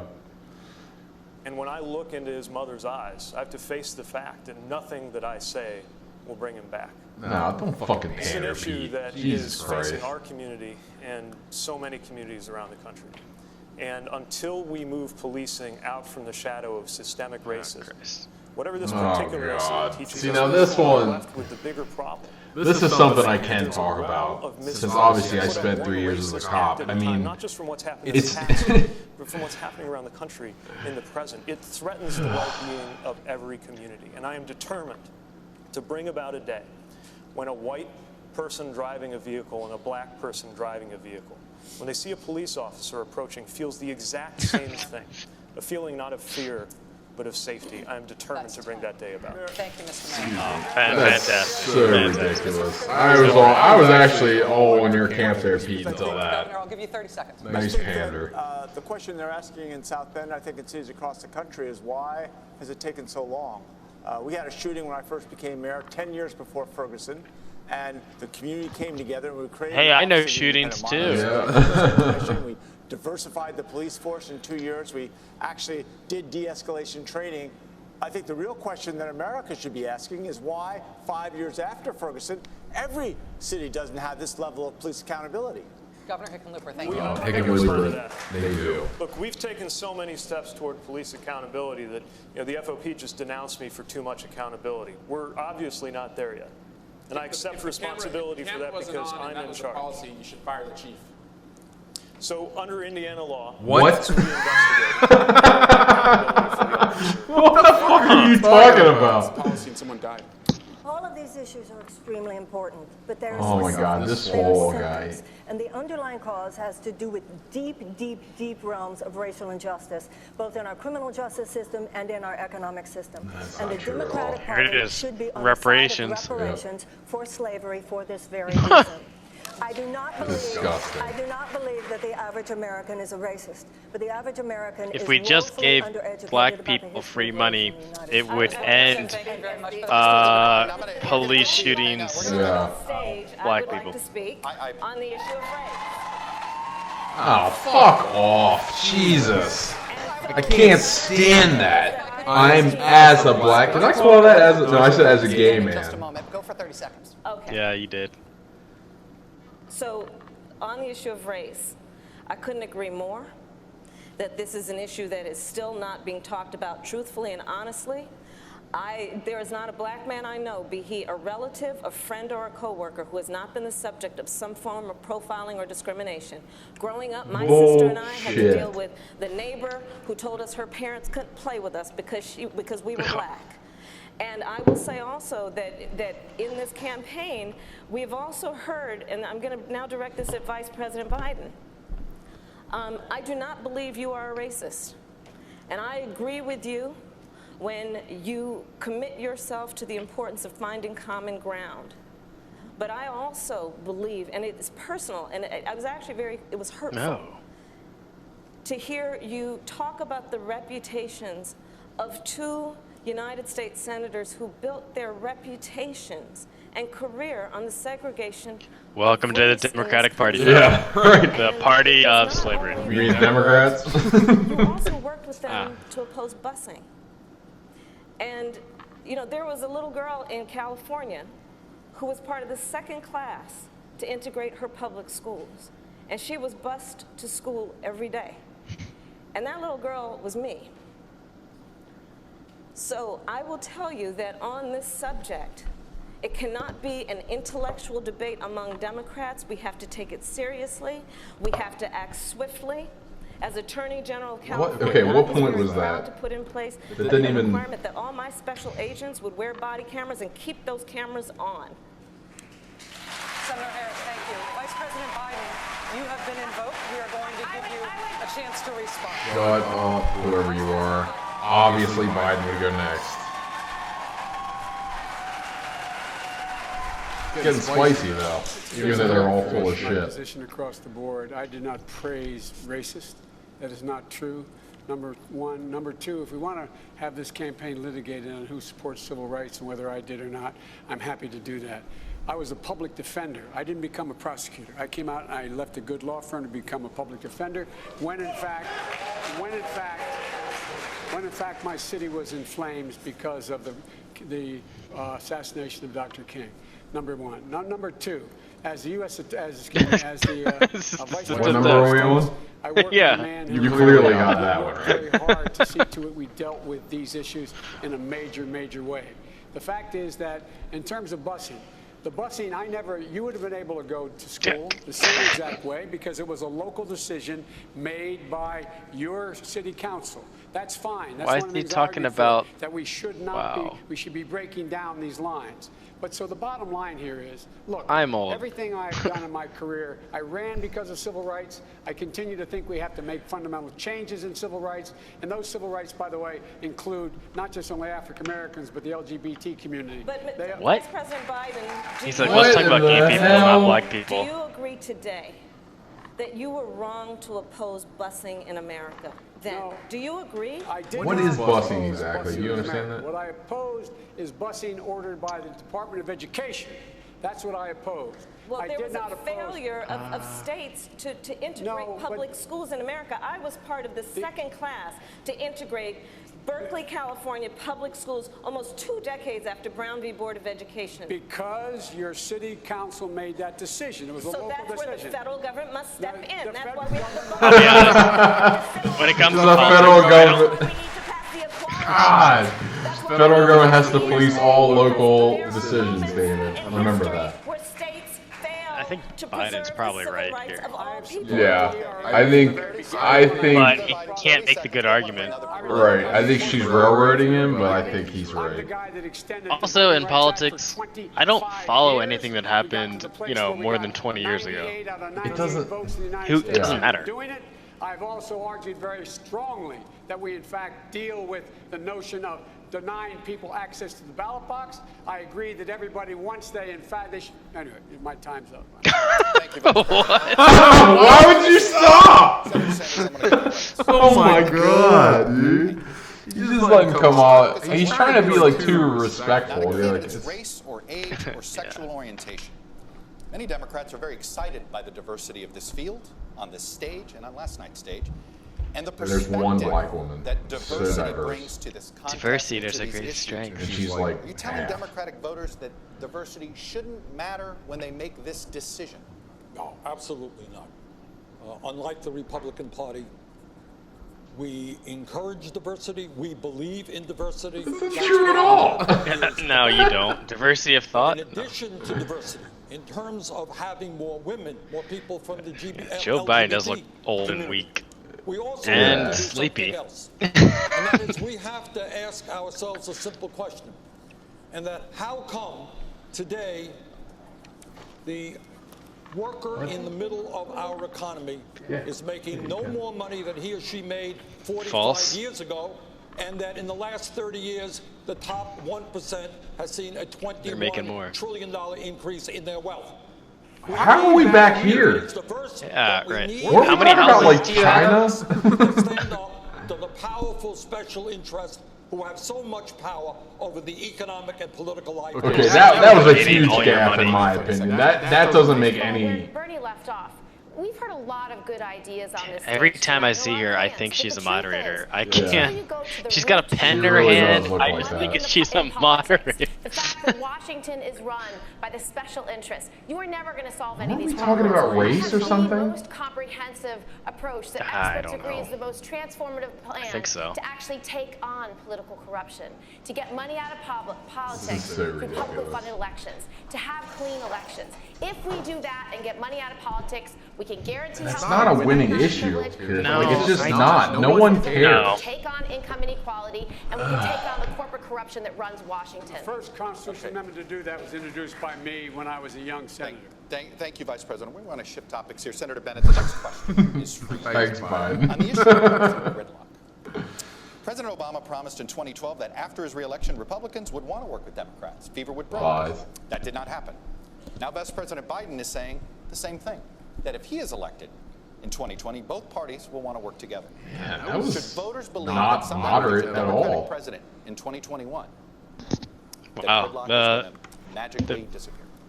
The media has chosen not to go with Biden. Yeah, clearly. They let Kamala. That's why it is so important for us I gotta read the not headlines. just the presidency, to Yeah. have somebody that can run in all 50 states, but to A lot of fake win the news Senate as tomorrow. well. Who is this That's why we have to propose stammering idiot? policies that I can be don't know why supported, we like continue to give him Medicare, this so that we time. can build a They really, at this point, should cut off the two on both ends. broken Washington, D.C. I agree with what Senator Gillibrand was saying. I share a lot of her views. We need to end gerrymandering in Washington. We need to end political gerrymandering in Washington. The court today said they couldn't do This anything. guy can't about it. inform sentences We anymore. need to overturn Citizens United. The court was the one that gave us Citizens United. It's really hard to And watch. the attack on voting Him and rights in Swalwell. Shelby versus Bye. Slover. Bye-bye. Go back to mommy. All of those And things then has you've happened got since that author and Biden who was in else is the on the Senate. other end. And we face They got a roll structural too. problems that we have to Sweet. Go back to mommy. With Back a to mommy. coalition, it's the only Bye-bye. way we can do it. We need to root out the corruption in Washington, expand people's right to get to the polls, and I think then we can succeed. Vice President Biden, 30 seconds. What? Yeah, that other Colorado guy. As if you He's haven't done. seen what's been happening Hook- in the hook- United hook and States Senate looper or over the whatever. last 12 years. It didn't happen. Why? I have seen what happened just since we were vice president. We needed 3 votes to pass an $800 billion recovery act that kept us from going into depression. I got 3 votes changed. That is We not needed true to at be able all. to keep If the anything, government that slowed us slowing down. and going bankrupt. I got Mitch McConnell to raise Your taxes recovery by bill is bullshit, $600 Joe. billion by raising the top rate. And as recently as after President got elected, I was able to put together a coalition of the Cures Act that billions of dollars go into cancer research. Oh, here we go. He's going to cure You cancer. can't do that. Sometimes you just have to go out and beat them. I went into 20 states, over 60 candidates, and guess what? We beat them. We won back the Senate. Thank you. Chuck, Thank you, the Mr. problem with what the Go ahead, vice 30 president... seconds. No, Yeah, 30 seconds. Go ahead. Sometimes you do have to beat him, but the deal that he talked about with Mitch McConnell was a complete victory. I think for I the hate Tea this guy Party. the It most. extended Yeah, the dude, Bush this tax debate cut is off the rails. permanently. They don't have a The clue what the Democratic fuck Party they're had been talking running about against at this that point. For 10 years, No. we lost that economic. They've got so many talking points just swirling around their heads, they don't have a clue how to make a Bush point. tax cuts permanently and put in place the mindless cuts that we still are dealing with today that are called the sequester. That was a great deal for Mitch McConnell. It was a terrible deal for America. Thank you, Senator. Thank you, Senator Bennett. Go ahead, 30 Now, seconds. the reason why the Trump tax cut had to be passed is because they had to pay back their donors. You heard it. They actually said those words. So the corruption in Washington is real. And it is something that makes every one of the plans we've heard about over the last several months impossible. I enjoy my tax and I have cuts, the so most you can show it, comprehensive baby. approach to do Yeah. it with clean elections. Literally thousands of So dollars we back in my restore pocket. the Peanuts power plus of stuff. democracy It's into peanuts. the Right, hands of the exactly. voters, Crumbs. not into the Koch brothers. We are Crumbs. talking about issues. All went to the Imagine wealthy. We're Yeah. in Florida. Imagine the I don't know. Parkland kids having as much That's how power percentages in our work. democracy Weren't we as talking they about do. taxes and now we're talking about Parkland? Imagine their voices Oh my mattering God. farther How do we than get the NRA from that?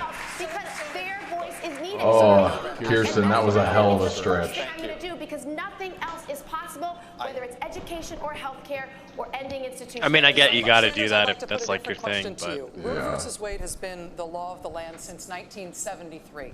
Now that there is a Oh, conservative abortion, majority on yeah. the Supreme Court, several Republican-controlled states have passed laws. It's not a conservative, they're supposed to be unbiased, you dumbass. One of those laws Can't could stand when they very well label make it to the judges Supreme conservative Court and liberal. during your presidency, if you're elected president. What is your plan if Roe is struck down in the court while you're president?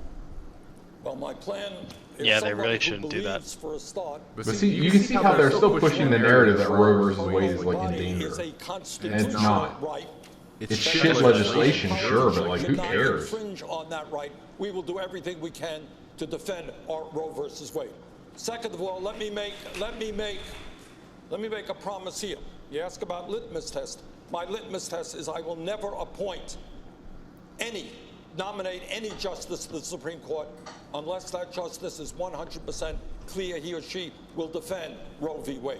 Third of all, I do not believe That would make in them a shit hacking judge. the court. Because that's That's the terrible political by stance, four you dumb majority motherfucker. Jesus conservative Christ. court. Can you imagine having to deal with this guy as president? Constitutionally, we have yeah, I mean, the power constitutional to laws, rotate they judges to just said other that he didn't courts. understand it. And that brings in new blood into the Supreme Court, and a majority, I hope, Yeah. He just said, "I'm smarter than any judge." He needs to go back to high school civics class, clearly. And they all do. Cannot run. You're running for executive branch. I'm going to give you 10 additional seconds because the question is, what if the court has already overturned Roe, and Roe is gone? All of the things you just described would be to try to preserve Roe. Well, then it's gone, because that would make bad legislation into good legislation. Didn't come up here, but let's face this. Medicare for all guarantees everyone in this country. Are you kidding me? Thank you, Sam. And can I just Dude, he's lost his mind. Wow. Lost his damn mind. Directly to America's women and to the men who love them. Women's reproductive rights are under assault by President Trump and the Republican Party. 30 states are trying to overturn Roe v. Wade right now. That's because it's shit legislation easy to overturn. We are debating this on this stage in 2019. I mean, yeah, because it doesn't make sense. Should have access to reproductive rights. I think we have to stop playing defense and start playing offense. But let me tell you one thing about politics, because it goes to the corruption and the deal making. When the door is closed and the negotiations are made, there are conversations about women's rights, and compromises have been made on our backs. That's how we got to Hyde. That's how the Hyde Amendment was created, a compromise. I love how they paint these issues. Then we have the ACA. During the ACA as if that baby just pops up and they're like, oh no, what do I do? To make sure that contraception wasn't sold down the river or abortion services. And so she is the only blonde. I'll give her that. What we need to know is, imagine this one question. When we beat President Trump, and Mitch McConnell walks into the Oval Office, God forbid, to do negotiations, who do you want, when that door closes, to be sitting behind that desk to fight for women's rights? I have been the fiercest advocate for women's reproductive freedom for over a decade. And I promise you, as president, when that door closes, I will guarantee women's reproductive freedom no matter what. Thank you. Oh yeah, killing babies, reproductive rights. Yeah, they really are fond of that, or whatever. It's just like, you know what? It's like, it's a weird issue, like a weird hill to die on. You know what I mean? Like, some of them really stake their like claim in that one, and I don't get it. It's a weird one. Explain specifically what you resist. Well, first of all, I don't even call it climate change. It's a climate crisis. It represents an existential threat to us as a species. And the fact that we have a president of the United States who has embraced science fiction over science fact will be to our collective peril. Space Force, what up? I visited while the embers were smoldering the wildfires in California. I spoke with firefighters who were in the midst of fighting failed fire democratic while their policies. homes were burning. And on this issue, right. Let's explain the whole issue. It's because of Democrats restricting logging. Immediate and before us right now. That is why I support a Green New Deal. It is why I believe on day one. Yeah, the Green New Deal. They planted a bunch of trees that catch on fire. And they wouldn't allow clearing of these areas. They wouldn't allow logging, so they couldn't clear dead trees. You're right, yeah, that they could have used. That's cutting down trees. But it's also preventing forest fires. Because I agree, climate change represents an existential threat. He denies the science. You want to talk about North Korea? Real threat in terms Weight of Walkers are coming but here. what does he do? He embraces Kim Jong-un, a dictator for the sake of a photo op. Putin. You want to talk about Russia? All I remember is that the North Koreans and the South Koreans shook hands at the demilitarization zone for the first time in, like, 70 years? That was pretty cool. Yeah, Obama said we were heading towards nuclear war. What an awful president to negotiate that sort of meeting. I mean, literally everyone thought we were headed towards a nuke, and now it's like, if you're elected president in your we're first okay. term, how is this going to help farmers impacted by climate change in the Midwest? Well, the reality is we need to begin. Why do they keep lofting? Like, the country isn't just the Midwest. First of all, that's debatable if that's even a thing. Someone's got to fact check these fucking moderators. What about, what if? In a way that is rebated out to the American people in a progressive fashion so that most Americans are made more than whole. This isn't theoretical for us in South Bend either. Parts of California on fire. Right here in Florida, they're talking about sea level rise. Well, in Indiana, been talking about that for 30 years. The Emergency Operations Center of our city twice in less than 2 years. The first time was a 1,000-year flood, and the next time was a 500-year flood. This is not just happening on the Arctic ice caps. This is happening in the middle of the country, and we've got to be dramatically more aggressive moving forward. Now, here's what very few people talk about. First of all, rural America can be part of the solution instead of being told they're part of the problem. With the right kind of soil management and other kind of investments, rural America could be a huge part of how we get this done. And secondly, we've got to look to the leadership of local communities. Those networks of mayors and cities from around. I gotta say, I'm pretty impressed. Even though I disagree with him a lot, I think he's misguided. I think Pete Buttigieg is really doing well. I think he's coming off by far the most reasonable. Governor, you have said that oil and gas companies. Yeah, I think he's by far. Yeah, he does come off as the most reasonable. A little scared, a little like a scared where am I? But yeah. Away from fossil fuels entirely. Good for him. I mean, I'm saying right now, if I had to pick one off this stage. Well, I share the sense of urgency. I'm maybe a that scientist, so I just see what would happen. Actually, suffering oh my God, she's such a whack job. But how did you come on stage, dude? I don't know. Where did they find these people? She looked like Mark Zuckerberg. Yeah. How the hell did you get up here, dude? Replace them with wind, solar, and batteries, and the monthly. She's like that kind of woman that tries to get those parties to sell crystal dildos, healing powers. We created the first methane regulations in the country. Methane is 25 times worse than CO2, and then we've got to get to. No, it's not. It's 4 times. I mean, the industrial. Sorry. We haven't seen the plans yet. That's right. We have an expert in the field. At the real problem, CO2. The worst polluters in CO2 is China, is the United States, and then it's concrete and its exhalation. And beyond that, I think we've got to recognize that. What's he talking about, dude? China and concrete. Okay.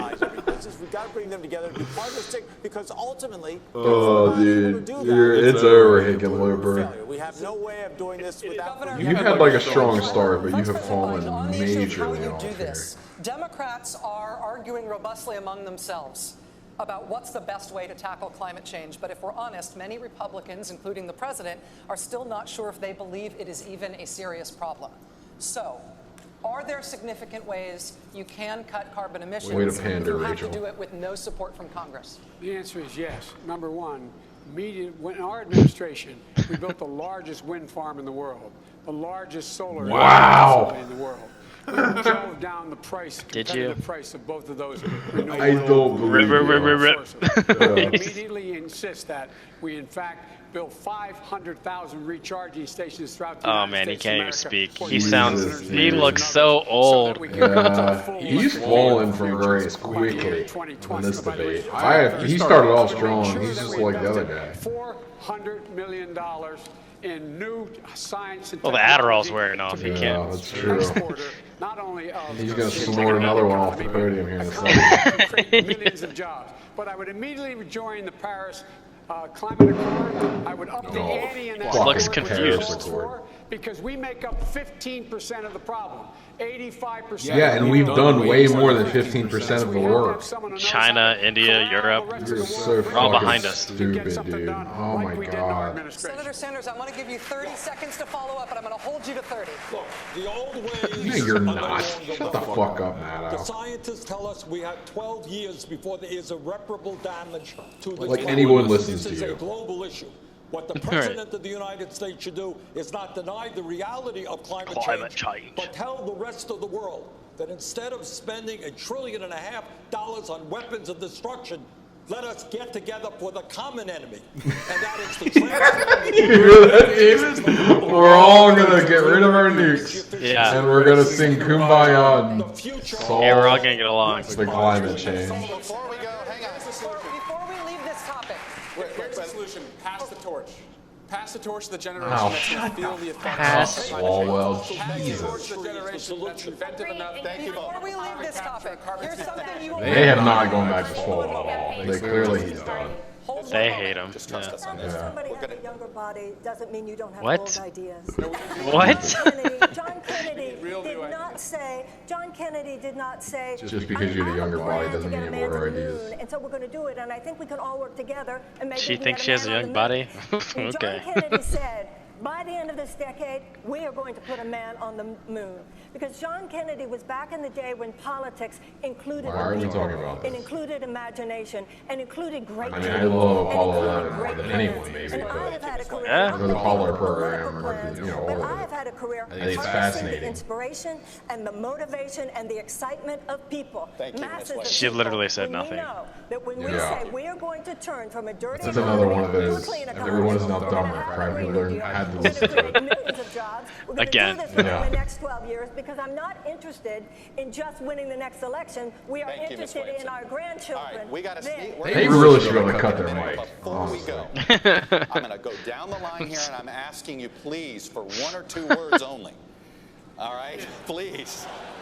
Really? Oh, Chuck, you're such a goddamn First year wanted comedian. to address both healthcare and climate, and he could only get one signature issue accomplished. It was obviously healthcare. In his second he didn't term. get to do Right? climate That was change. first term. You may only get That one was first term. shot, and your first issue that you're going to push, you get one shot that it may be the only thing you get passed. What is that first issue for your presidency, Eric Who Swalwell? forgets your about first- the dead Parkland, Mexican children? For Orlando, for every community affected by gun violence, ending gun 2 violence. words, Senator jackass. Bennett. Climate change and the lack of economic mobility. This guy's a Bernie talks stammering. Senator Joe Brown. Passing a family bill of rights that includes a national paid leave plan, And nobody cares universal about that. pre-K, affordable daycare, Next. and making sure that women and Thank you. families can thrive in the workplace no matter Yeah. who they are. Oh, I like Hey, that. was pretty Okay, good. I'm Senator on Harris. it then. So passing a middle class and working families tax cut. That's one. DACA. Give you credit for the first thing you said, the tax cut. I got I you. like tax Senator cut. Sanders, first thing. The premise that there's only 1 or 2 issues out there. This I'm not saying country there's 1 or faces 2. enormous Don't even understand the question. People have got to stand up and take on the special interests. Well, the problem is that they started with that idiot Swalwell who fucked it President up. Biden, your first issue, Mr. Vice President. I think you're so underestimating what Barack Obama did. He's the first man to bring together the entire. All right, I'm giving myself credit for that. Remember Obama? To commit to deal Oh, I with remember. climate change immediately. So I Remember Obama? I was sort of there. The first thing I would do is make sure that we defeat Donald Oh, Trump. actually, that's the smartest response. Your first But it's your first day in office. You've already done it. You were going to block and tackle. Oh, maybe you're right. That's the dumbest. Dumb motherfucker. Oh my god. And every other issue gets better. Mr. Yang. I would pass a $1,000 freedom dividend for every American adult starting at age 18, which would speed us up on climate change because if you get the boot off of people's throats, they'll focus Okay. on climate change much What? more clearly. Governor Hickenlooper.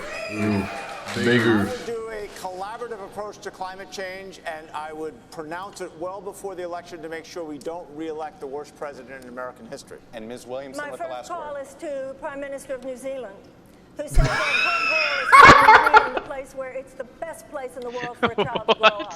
And I will tell her girlfriend, you and so on, that the United States of America is going to be the best place in the world for a child to grow up. We are going to She's calling New Zealand. Day 1, hour 1. The first thing you do, I call New Zealand.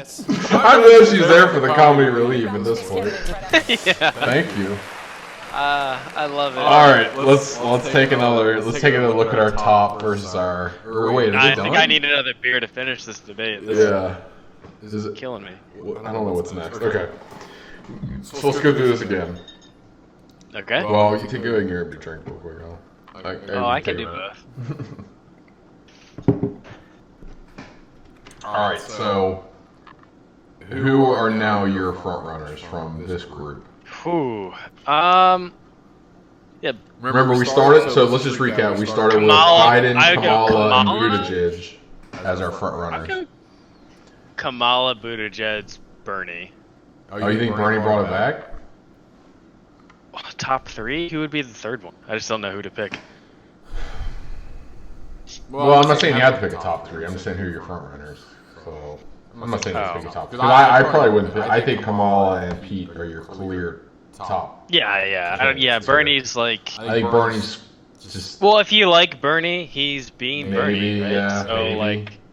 I can see. He's I already can got see the where you're coming following. with that. Yeah, I can see That's where why I you're said coming with Bernie. that. But like, obviously he's like fucking deranged. He can't follow like what they're saying. You're too Biden has like he started off okay, but he starts to stammer and stutter more and more as the time goes on.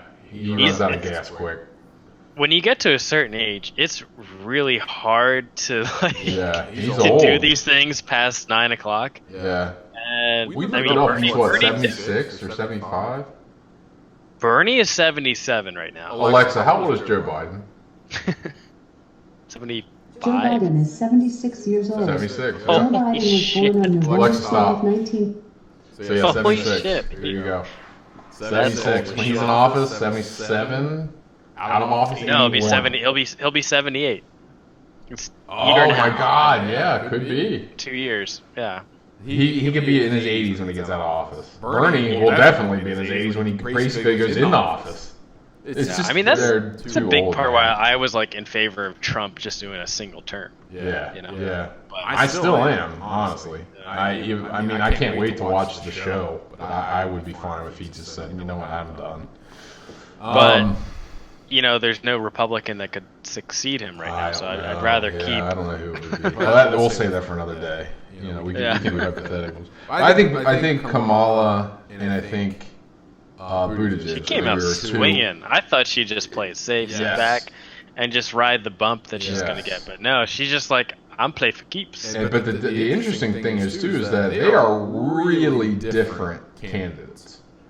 As far as their sort of persona that they're putting forward. You know what I mean? Like, Buttigieg is very, like, Kamala is very, way more, like, aggressive and, I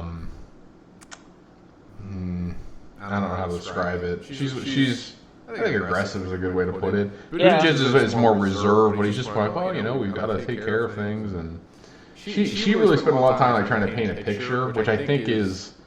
Well, not a bad tactic, but I think it's dishonest. You know what I mean? Because like you're focusing on like one person, and there's for sure. But that's why I'm saying she's winning, because she's the one way to be super persuasive is to be very visual. So, for example, when Trump talks about the border wall, he doesn't get up there and tell you all the numbers about here's how many people we're going to stop. If we build a wall, it costs this much money. It'll go down by this much percent. He says we're going to build a big, beautiful wall. You can visualize it. Steel and concrete, 10 feet higher, beautiful wall. You visualize that, it becomes very powerful.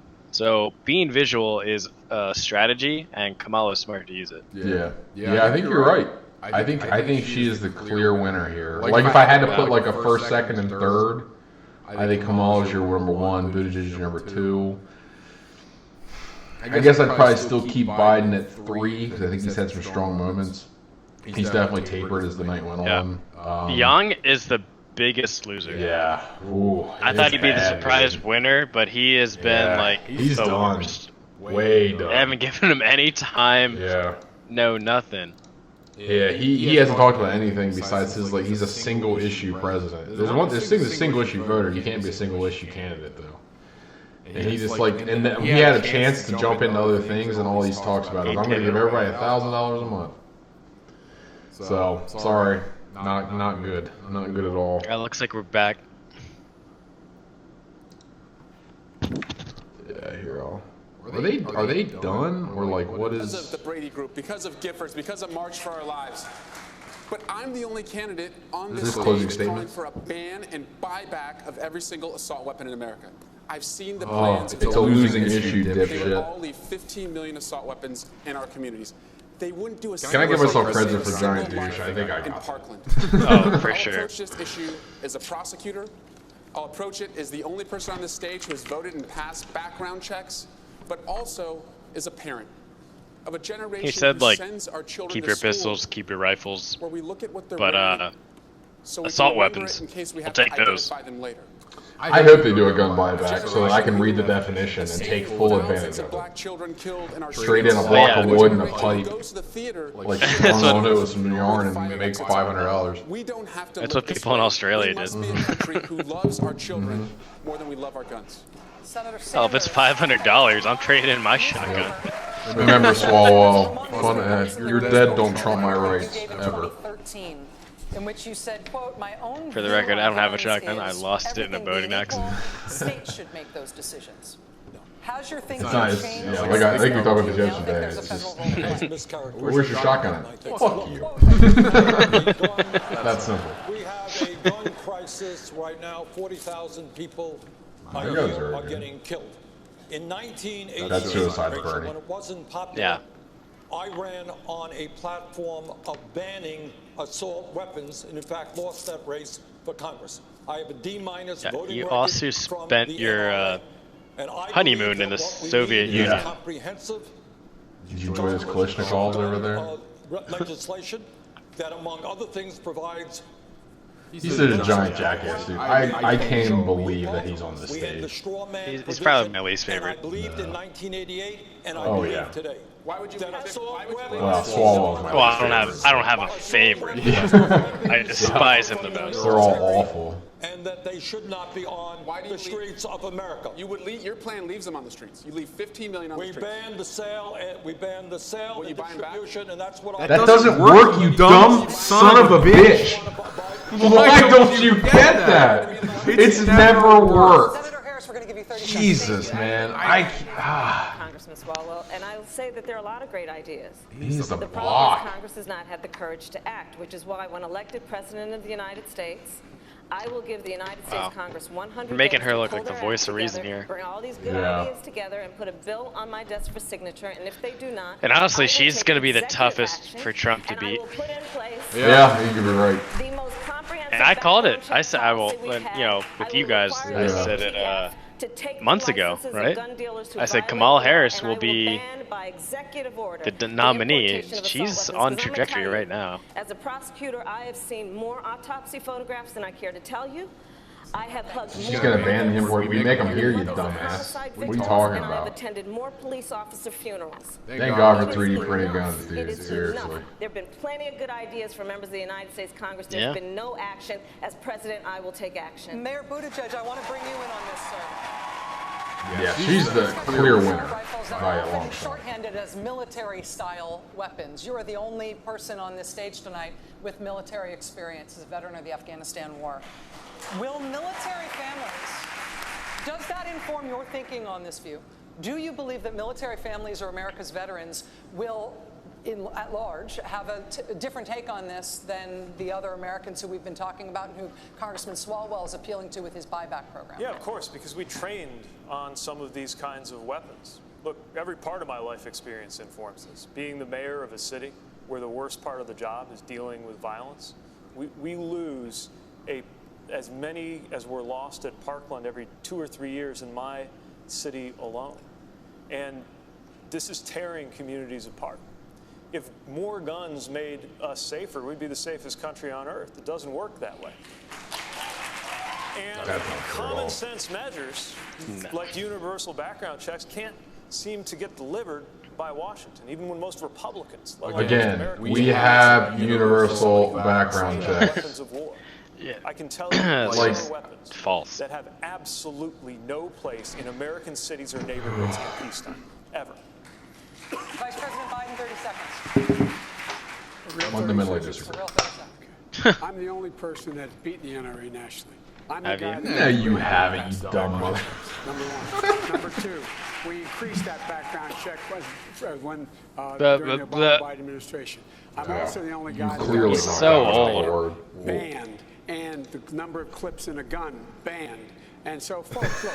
And I Number of clips we in a already started gun. talking about that. We tried to get it done. You know, be done. I understand what people are saying about Yeah. that, but I don't usually fault people for that. That's a pretty common mistake. Even gun guys say clip instead of magazine and shit, so. Could pull that trigger. It's within our right to do But he that. said the number of We clips can in a do gun, that. not Our like enemy is the number of I mean, it's bullets in a magazine. fundamentally wrong, but like, gun manufacturer. You know I what still he's know saying. what he's trying to say. So I'm not. Mr. Holt has our next question. He's Let's talking take a about break. So this is a bioguns question now. from our viewers. We put some suggestions that ask maybe they could share some. Here's one that came from Yeah, Catherine. your 5 from viewers, Oregon, Lester. who writes, many fear the current administration has inflicted irrevocable harm on our governing institutions and norms, and in the process, on our reputation abroad. The question is, what do you see as important early steps in reversing the damage done? And we'll put this one to Senator Bennett. Thank you very much. What was the question? What an excellent question. First of I all, didn't understand we it. have to restore our democracy at home. The rest of the world is looking for us for leadership. We have a president who doesn't believe in the rule of law. He doesn't believe in freedom of the press. He doesn't believe in independent judiciary. He believes in the corruption that he's brought to Washington, He's D.C. been the most transparent president we've ever had. That's why everybody is up here tonight. He loves going on the press. He just did interviews with Chuck Todd, The Hill, Scarborough, all these guys. This is going to be such a bloodbath. I can't wait. I can't even wait. Japan, Germany, and a third ally of ours, without saying anything about North Korea Who I forget. or Russia. And Yeah. when you've got a situation where you have a president who says something happened in the Straits of Hormuz, and the whole world doesn't know whether to believe it or not, that is a huge problem when it comes to the national security of the United States of America. This is a perfect time. You got way too specific there, dude. That didn't make any sense. Down the line. And this is what this question is, which is, you're likely going to have to reset a relationship between America and another country or entity if you become president. What does that even mean? Perhaps because of some relationship that you just mentioned about What? President Trump. What is the first relationship you like to reset as president? What are you even talking about? Well, one of my first phone calls would be to call the European leaders and say, we're back. Because I totally understand how important it is that the United States... I love this lady. I want her on every debate. This is the comedy relief.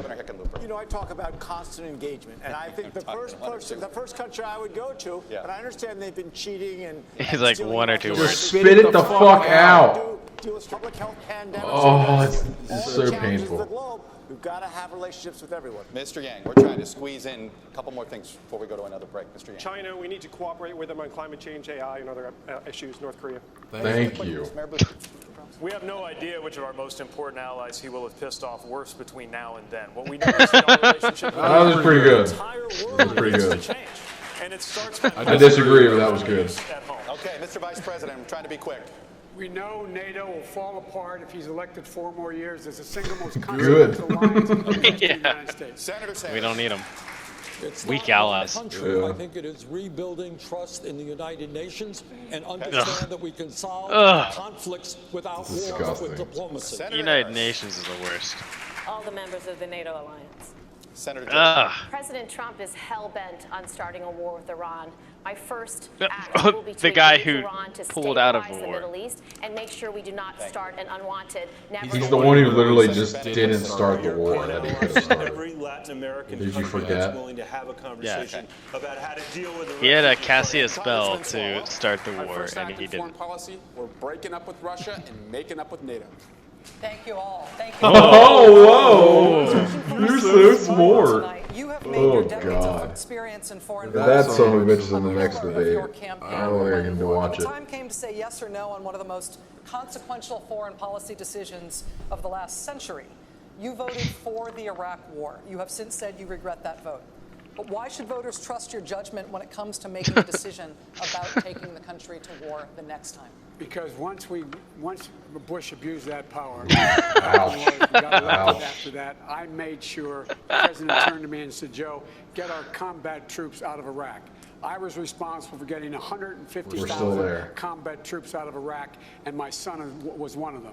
I also think we should not What- have what one? combat troops in Did I mention my son was in the military? It's long overdue. It should end. And thirdly, I believe that you're not going to find anybody who has pulled together more of alliances to deal with what is the real stateless threat out there. We cannot go it alone in terms of dealing with terrorism. So I'd eliminate the act that allowed us to go into war and not the AUMF, and make sure that it could only be used for what its intent was. And Dude, he is falling apart, dude. Holy shit. You nailed that one. 65 countries to make sure we dealt with ISIS in Iraq and other places. That's what I would do. That's what I have done, and I know how to do it. Senator Sanders, 30 seconds. If his campaign people aren't freaking the fuck out right now. It's like that one SpongeBob scene where they're running around, everything's on fire. Where is it? The name! For the first time, to utilize the War Powers Act to get the United States out of the Saudi-led intervention in Yemen, which is the most horrific humanitarian disaster on earth. And I'm pretty sure my brother was dropping bombs on Yemen his entire deployment. So. To prevent a war with Iran, which would be far Bye-bye. worse than disastrous war with Iraq. Senator Sanders, thank you. Go home to mommy. Good news is you get more time to talk, but I have to sneak in one more break. We will be right back with more debate. Oh, that was painful. Yeah. So Biden is falling to pieces. He's done at this point. I think Kamala has successfully So here's what's gonna happen. The Biden. I think Bernie's gonna stay. He's gonna take his support. A lot of it. I think Bernie's gonna stay pretty much the same in the polls, but I think Kamala Harris is gonna absorb a large portion of Joe Biden. So however much Joe Biden goes down, Kamala's going to take it. Buttigieg is going to go up too. Yeah. He had some, again, I do not agree with what forget he's his fucking saying. name. Yeah, he's done. He is He is like, he won't be in the next debate. No, not a chance. Not a chance. Not a chance. I think Kamala's going to collect a lot of these people's voters who are dropping out. I think she's probably going to go up significantly. That's true. That's quickly. like another big boost that she's got. Got at least like what 15% in other voters, you know. So I think she'll go up pretty substantially. Even though I just can't fucking stand her. Buttigieg had some. He's very clever, which I can respect. I think that was. He had some good moments, some sound clips. I think he's doing. He's obviously intelligent. Yeah, he's doing. Yeah, he is very smart. Yeah. And again, if I had to pick one, ABM, for sure. I still can't get over like the awkward video. The first introduction I had to this character was this awkward video of him with some black people in a children's park drinking out of brown paper bags. I thought like when I saw the video, I didn't know he was running for president. I thought it was Nathan for You Guys, Comedy Central. Yeah, you think it's like a skit? Yeah, I remember that. That was played out like a really awkward. Dude, that was brutal. The only thing that out awkward that was Warren's live Instagram stream. Yeah, and he's such a tiny guy. You don't see that though. Yeah. But. I think he had a good showing tonight. So I think he so I'll give him that. Wow. So I'm gonna say everything's pretty much still the same. Kamala's still number 1. He's probably number 2 coming out tonight. Biden's still probably 3. And that might just be my personal opinion, just because I can't fucking stand Bernie Sanders. So I wouldn't be surprised though if tomorrow. People were like, Bernie did pretty good. But honestly, I can't tell because I just find him so unpalatable. Like, I can't. Yeah, it's true. I'm a little too biased. Yeah, that's why I say, like, I think he's going to remain neutral. Yeah, potentially. He's just going to stay where he is. Like, that's what he did last time. Yeah. He just kind of, like, hung around middle to nowhere. Anyway, we're back. Here's our closing statements. Let's turn this off. I'm going to try to interrupt as less as possible. Party if we look to the past for our leadership. I'm a congressman, but also a father of a 2-year-old and an infant. When I'm not changing diapers, I'm changing Washington.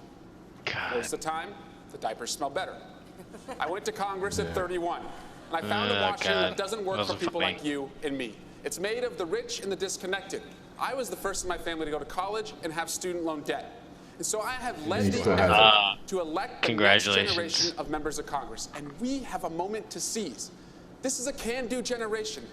This is the generation that will end climate chaos. This is the generation that will solve student loan debt. And this is the generation that will say enough is enough and end gun violence.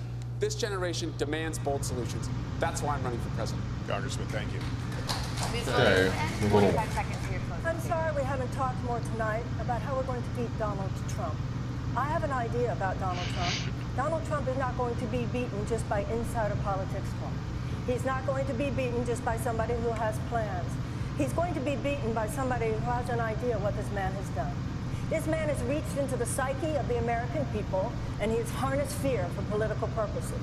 So, Mr. President, if you're listening, I want you to hear me, please. You have harnessed fear for political purposes, and only love can cast that out. So sir, I have a feeling you know what you're doing. I'm going to harness love for political purposes. That was the greatest thing I've ever heard. Yes. Kill with Please kindness. come back for the next debate. Thank you. That was awful and hilarious at the same time. Mariana Williams, author. Yeah. In the only country that they could. 300 years before that, my parents' family came searching religious freedom here.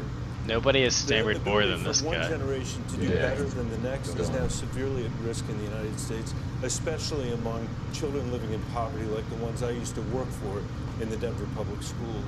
That's why I'm running for president. I've had 2 tough races in Colorado by bringing people together, not by making empty promises.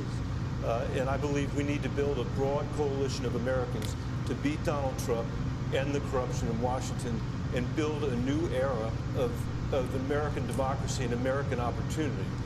This is going to be hard to do, but it's what our parents would have expected. Boring. I hope you join me in this effort. Thank you. Thank you. I'm a small business owner who brought that same scrappy spirit to big Colorado, one of the most progressive states in America. We expanded reproductive health to reduce teenage abortion by 64%. We were the first state to legalize marijuana, and we transformed our justice system in the process. We passed universal background checks in a purple state. We got to near universal health care coverage. We attacked climate change. I still don't understand why they act like universal background checks don't exist. And for the last 3 years, we've been the #1 economy in America. You don't need big government to do big things. I know that because I'm the one person up here who's actually done the big progressive things everyone else is talking about. If we turn towards socialism, we run the risk of helping to re-elect the worst president in American history. Thank you, Governor. Right, wrong. Women in America. Socialism is not a winning Women issue. in America are on fire. We've marched, we've organized, we've run Congress for seemed office, okay. and we've won. But our rights are under attack like never before by President Trump and the Republicans who want to repeal Roe v. Wade, which is why I went to the front lines in Georgia to fight for them. As president, I will take on the fights that no one else will. I stood up to the Pentagon and repealed Don't Ask, Don't Tell. I've stood up to the banks and voted against the bailout twice. I've stood up to Trump more than any other senator in the U.S. Senate. And I have the most comprehensive approach for getting money out of politics with publicly funded elections to deal with political corruption. Now is not the time to play it safe. Now is not the time to be afraid of firsts. We need a president who will take on the big challenges, even if she stands alone. Join me in fighting for this. Senator Gillibrand, thank you. We'll get back to it. First, I want to thank everyone who put me on this stage tonight. I am proof that our democracy still works. Democrats and Americans around the country have one question for their nominee, and that is who can beat Donald Trump in 2020. Definitely not you. And the right candidate to beat Donald Trump will be solving the problems that got Donald Trump elected, and will have a vision of a trickle-up economy that is already drawing thousands of disaffected Trump voters, conservatives, independents, and libertarians, as well as Democrats and progressives.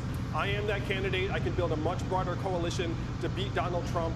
It is not left, it is not right, it is forward, and that is where I'll take the country in 2020. He's just he's too fucking weird. Yeah, it wasn't awful. He's so weird. Well, I just want to leave you with a couple of things. One, we need a nominee who has the ability to prosecute the case against 4 more years of Donald Trump, and I will do that. Second, this election is about you. This is about your hopes and your dreams and your fears. It's about me. And what wakes you up at 3 o'clock in the morning. And that's why I have what I call a 3 a.m. agenda. That is about everything from what we need to do to deliver health care to how you will be able to pay the bills by the end of the month.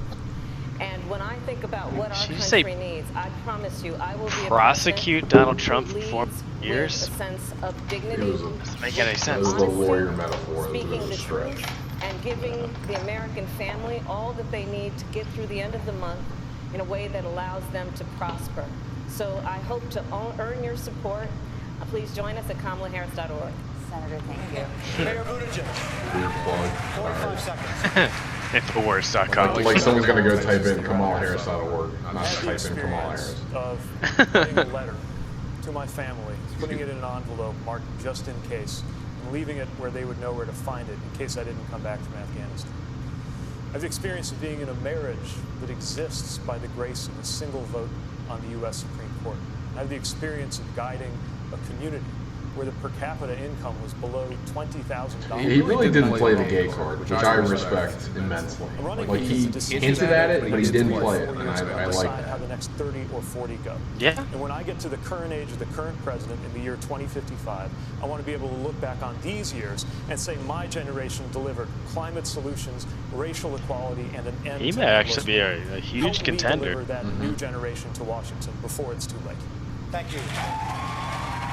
Yeah. He's good on like camera. him. Yeah. Bernie, People all over the country who are watching this debate are saying these are good people, they have great ideas. But how come You'd be wrong. How come for the last 45 years wages have been stagnant for the middle class? How come we have the highest rate of childhood poverty? How come 45 million people still have student debt? How come 3 people own more wealth than the bottom half of America? And here is the answer.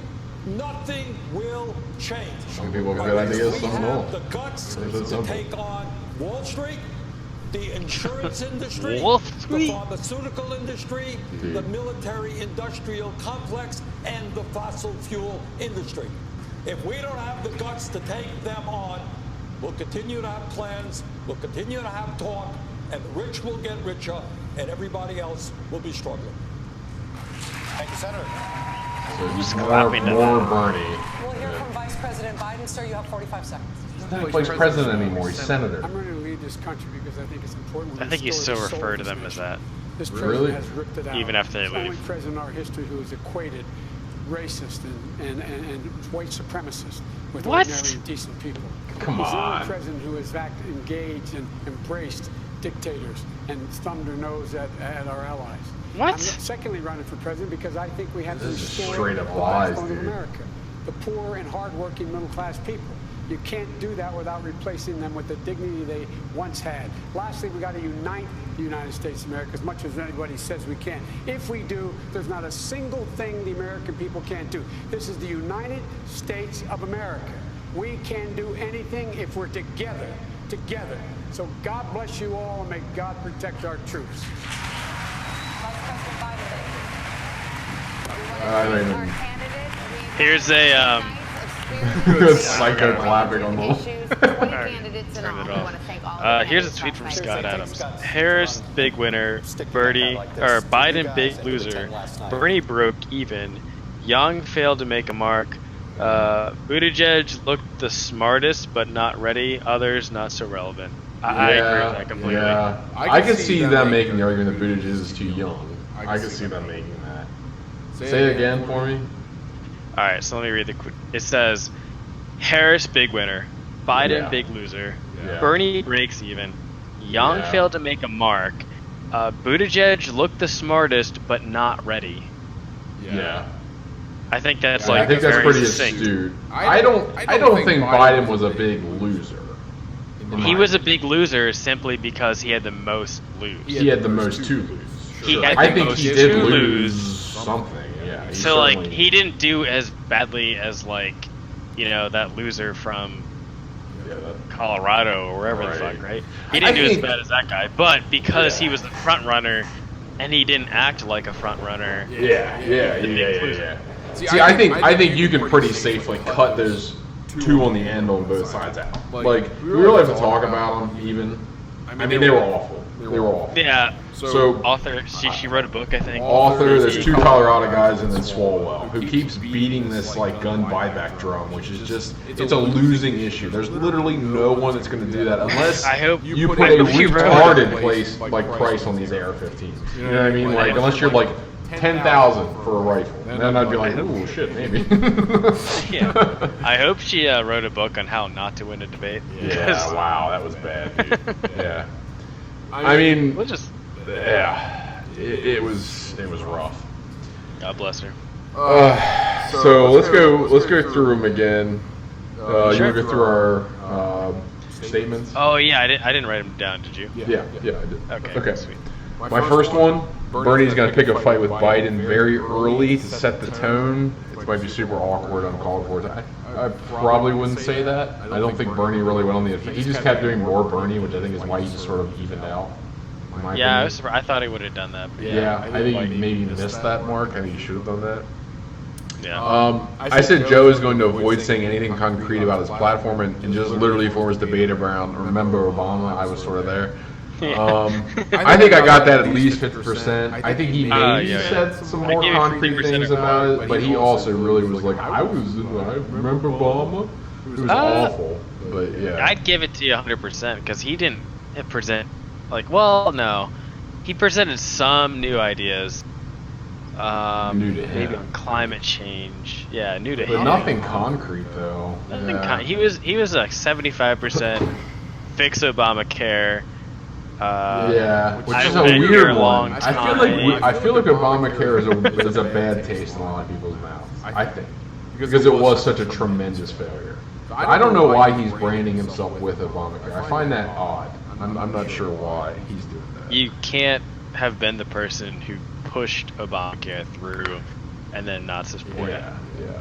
You just can't do it. It's so he has to. He's forced to wear it. Yeah. It's weird. He's got to sell it. He's got to try to sell it. So number 3, I said I think there's going to be way more Trump bashing tonight, in particular from the no-names and probably Kamala Harris. So I think I knocked that one out of the park. Kamala Harris was like number one. She brought up Trump on every single one. The no-names brought up Trump. Your Buttigieg, Biden did a little bit. This is one of the things, again, I almost have to rewatch it, as painful as it's going to be. Because keep in mind, anyone out there that listens to this is physically painful for me. For me and Dave, because we both fundamentally disagree with these people and everything. And I believe in my heart that they are just, frankly, wrong. And that's the nicest way that I can say things. They are just wrong. But anyway.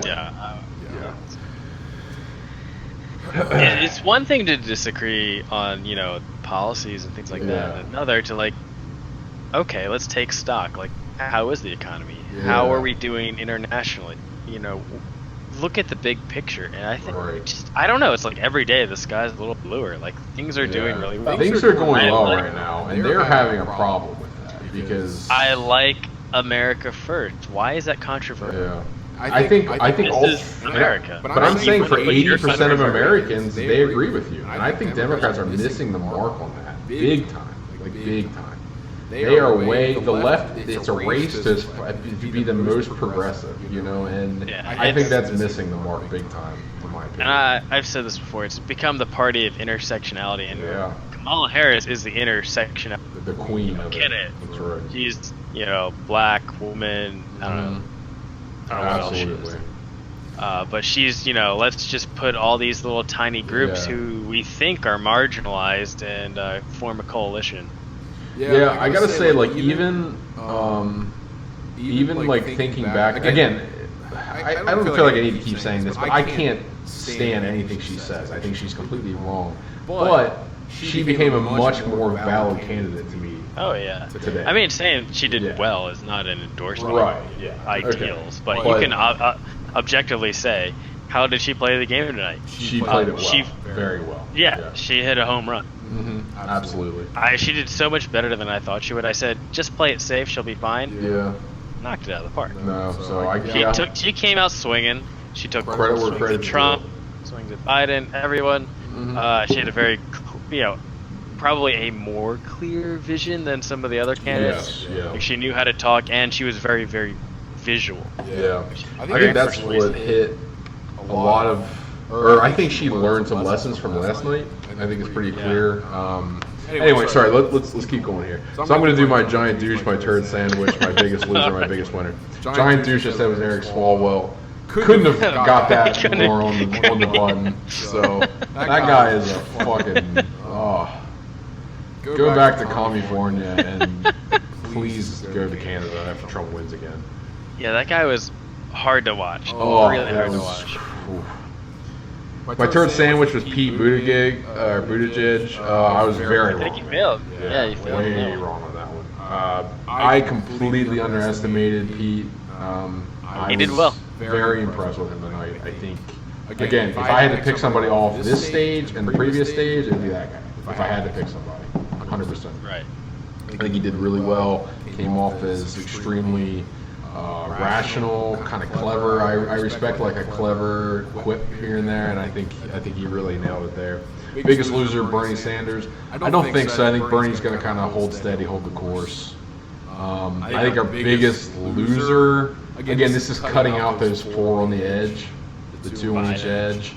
I think Biden definitely lost, but I don't think too bad. I think Yang was the biggest loser tonight. Like he really. He didn't have as much to lose, but I feel like he definitely is like. If you had to pick anyone who won't return, you can tell him and the author. Yeah. You can tell definitely he had no political experience. You know. Oh yeah. He got eaten alive, so. That'd probably be my biggest loser. My biggest winner is definitely. But you gotta give biggest loser to Biden because he lost the most. That's true. Yeah. So I'd say Biden's probably the biggest loser. Biggest winner I said was Trump. I still think Trump is going to come out ahead of this one. I really do. I don't think they did nearly enough to hurt him. I think you could smell a lot of their bullshit along the way. But if I had to pick somebody from the stage, Kamala is the biggest winner. So a lot can change between now and Election Day, but if the economy is as good as it is today, come Election Day, I don't see any of these guys. No, not as of now. But I think again, we'll save that for another politics podcast. Yeah. All right, let's move on to your statements. What did I have? David, number 1, Biden slurs his words, stutter, loses train of thought. So kind of did that. Yeah, bingo. Needs to up the Adderall dosage by or at least somehow sneaks one in mid debate. Number 2, moderators are going to fact check Bernie. They didn't fact check at all. They completely let them run rampant, saying whatever they wanted, which is and it's going to piss me off so bad when they are all over Trump, and then they it's going to be. I feel like it's going to be so much more biased than last time, like so much more. And they're starting way too early. Yeah. This is like ridiculous. Really early. And you said number 3, Yang is the breakout. Sorry, nope. Get that one. Fuck that up. It was a bold statement, you know. Yeah. Your giant douche was Hickenlooper. Nah. He was pretty just steady as she. I mean, he was boring. He was boring. Yeah. He was. Third sandwich was that author. I mean, you weren't wrong. Yeah. Probably give you that one. Yeah. Give me a point for that one. she was a fucking turd. Yeah, your biggest loser was Biden, which you got. So there's a point there. Your biggest winner was Yang, and I don't think you got that one right. That would put us at a tie, actually, 3-3. So okay, I can live with that. 1-1. Yeah. So I think again, I think we actually are pretty much nailing this. I'm be interested to see what people say tomorrow. Like your more established sources, but I think it'll be similar to what we came up with. That's for sure. I think it was this one. I think it was a little more obvious than last night's, like who won and who lost, sort of thing. Who performed well, who didn't. I think anyway. Do we know when the next one is? No, but I will look right now.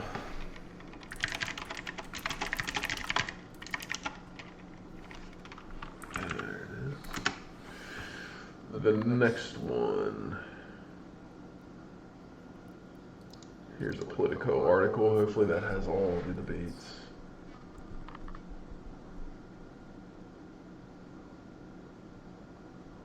I'm not sure. Oh, there it is. Okay, the second series is going to be hosted by Fake News Supreme. The capital of fake news, CNN, July 30th and 31st in Detroit.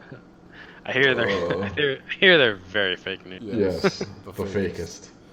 And there's a quick check of the calendar. The 30th and 31st is a Tuesday and a Wednesday. So I want to see more of be good to go for that one. Anderson Cooper and fake rape victims. Yeah, right.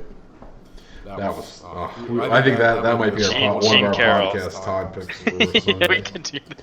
So yeah, I guess we'll wrap this up. We've been live here for almost 2.5 hours again. So we will be recording our normal episode on Sunday. I think we'll go live with that too. Why not? Might as well why not? just keep delivering as best we can. Please, if you're like we hear, follow us on YouTube. We're on SoundCloud. Again, I'm going to keep trying to spread out to as many platforms as we can if we start growing an audience and stuff. You can follow CASS Podcast, CASS Podcast, or Cool Down the Sober Snail.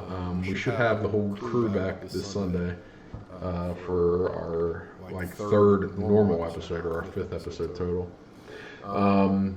We should have these episodes actually posted. So if you missed it live, you want to listen to it. It should be posted up on YouTube and saved on Twitch. So please let us know what you thought and give us any feedback. We'd love to hear it. Besides that, hopefully you didn't develop. Hopefully you're not too much dumber after listening to these idiots talk all night. Any closing comments, David? Yeah, none for me. It was so much fun. Yeah. Yeah. Can't wait for the next one. I'm kind of glad we don't have another one for a couple weeks. This is painful. I am really looking forward to the 4th of July. Yeah. Yep. Celebrating America. I can't wait until we get this field narrowed down and we get the first Trump debate. That's what I can't wait for. Ooh. It's gonna be a bloodbath, baby. I can't wait. It's gonna be so fun. Right now, I gotta say, I think Kamala is the only one that could even maybe go toe to toe with him. Yeah, and I've said that before. Yeah. She's the intersectionality, whatever. Right? So she's got a lot of things going for her. So people get on her about having an affair or sleeping her way to the top. Right. It's like, you can't use that because Trump has been, not the most faithful. So that she has a lot of protection. Yeah. For those reasons. I'd actually love to see her just be like, black, women vote. I don't know, Islam, whatever. She's just pretty, whatever. But we'll see. I mean, my biggest thing against her was I thought she was a pretty terrible speaker. She didn't know how to articulate her thoughts. But this debate, she proved me wrong. She can do that. So now it's like, she became a much more viable candidate. Time to get worried. Trump needs to figure out how to attack her and take her down. He's pretty much like Warren is done. That's just not. After seeing Kamala, I think Warren looks way worse in comparison now. She doesn't look nearly as strong. No, not woman. Nowhere near as strong. So. Biden, he's going down. Bernie's gonna linger like he did last time a while, but he's not gonna be able to. Bernie will probably make it to Iowa, I would say. Kamala's gonna have to. I think. Okay, so if it ends up being Kamala, oh man, this will be interesting. Yeah. It's Kamala, Bernie, and Warren that are the top 3. They're all so far. How do you bring it back to the center? Dude, I think no matter what, we're gonna hype or left candidate. I don't think. I don't think you can. I don't think you can get a. No. It'll be interesting. Maybe Kamala's the one to bring it back to the center, but at that point, I don't know. I think it's smart. He's already so left. Warren can't. She's doubled down on canceling student debt. we'll see. Awful. Anyway, that's for another day. Let's wrap this thing up. Yeah. All right, everybody. Thanks for tuning in, and we'll see you next time. Later.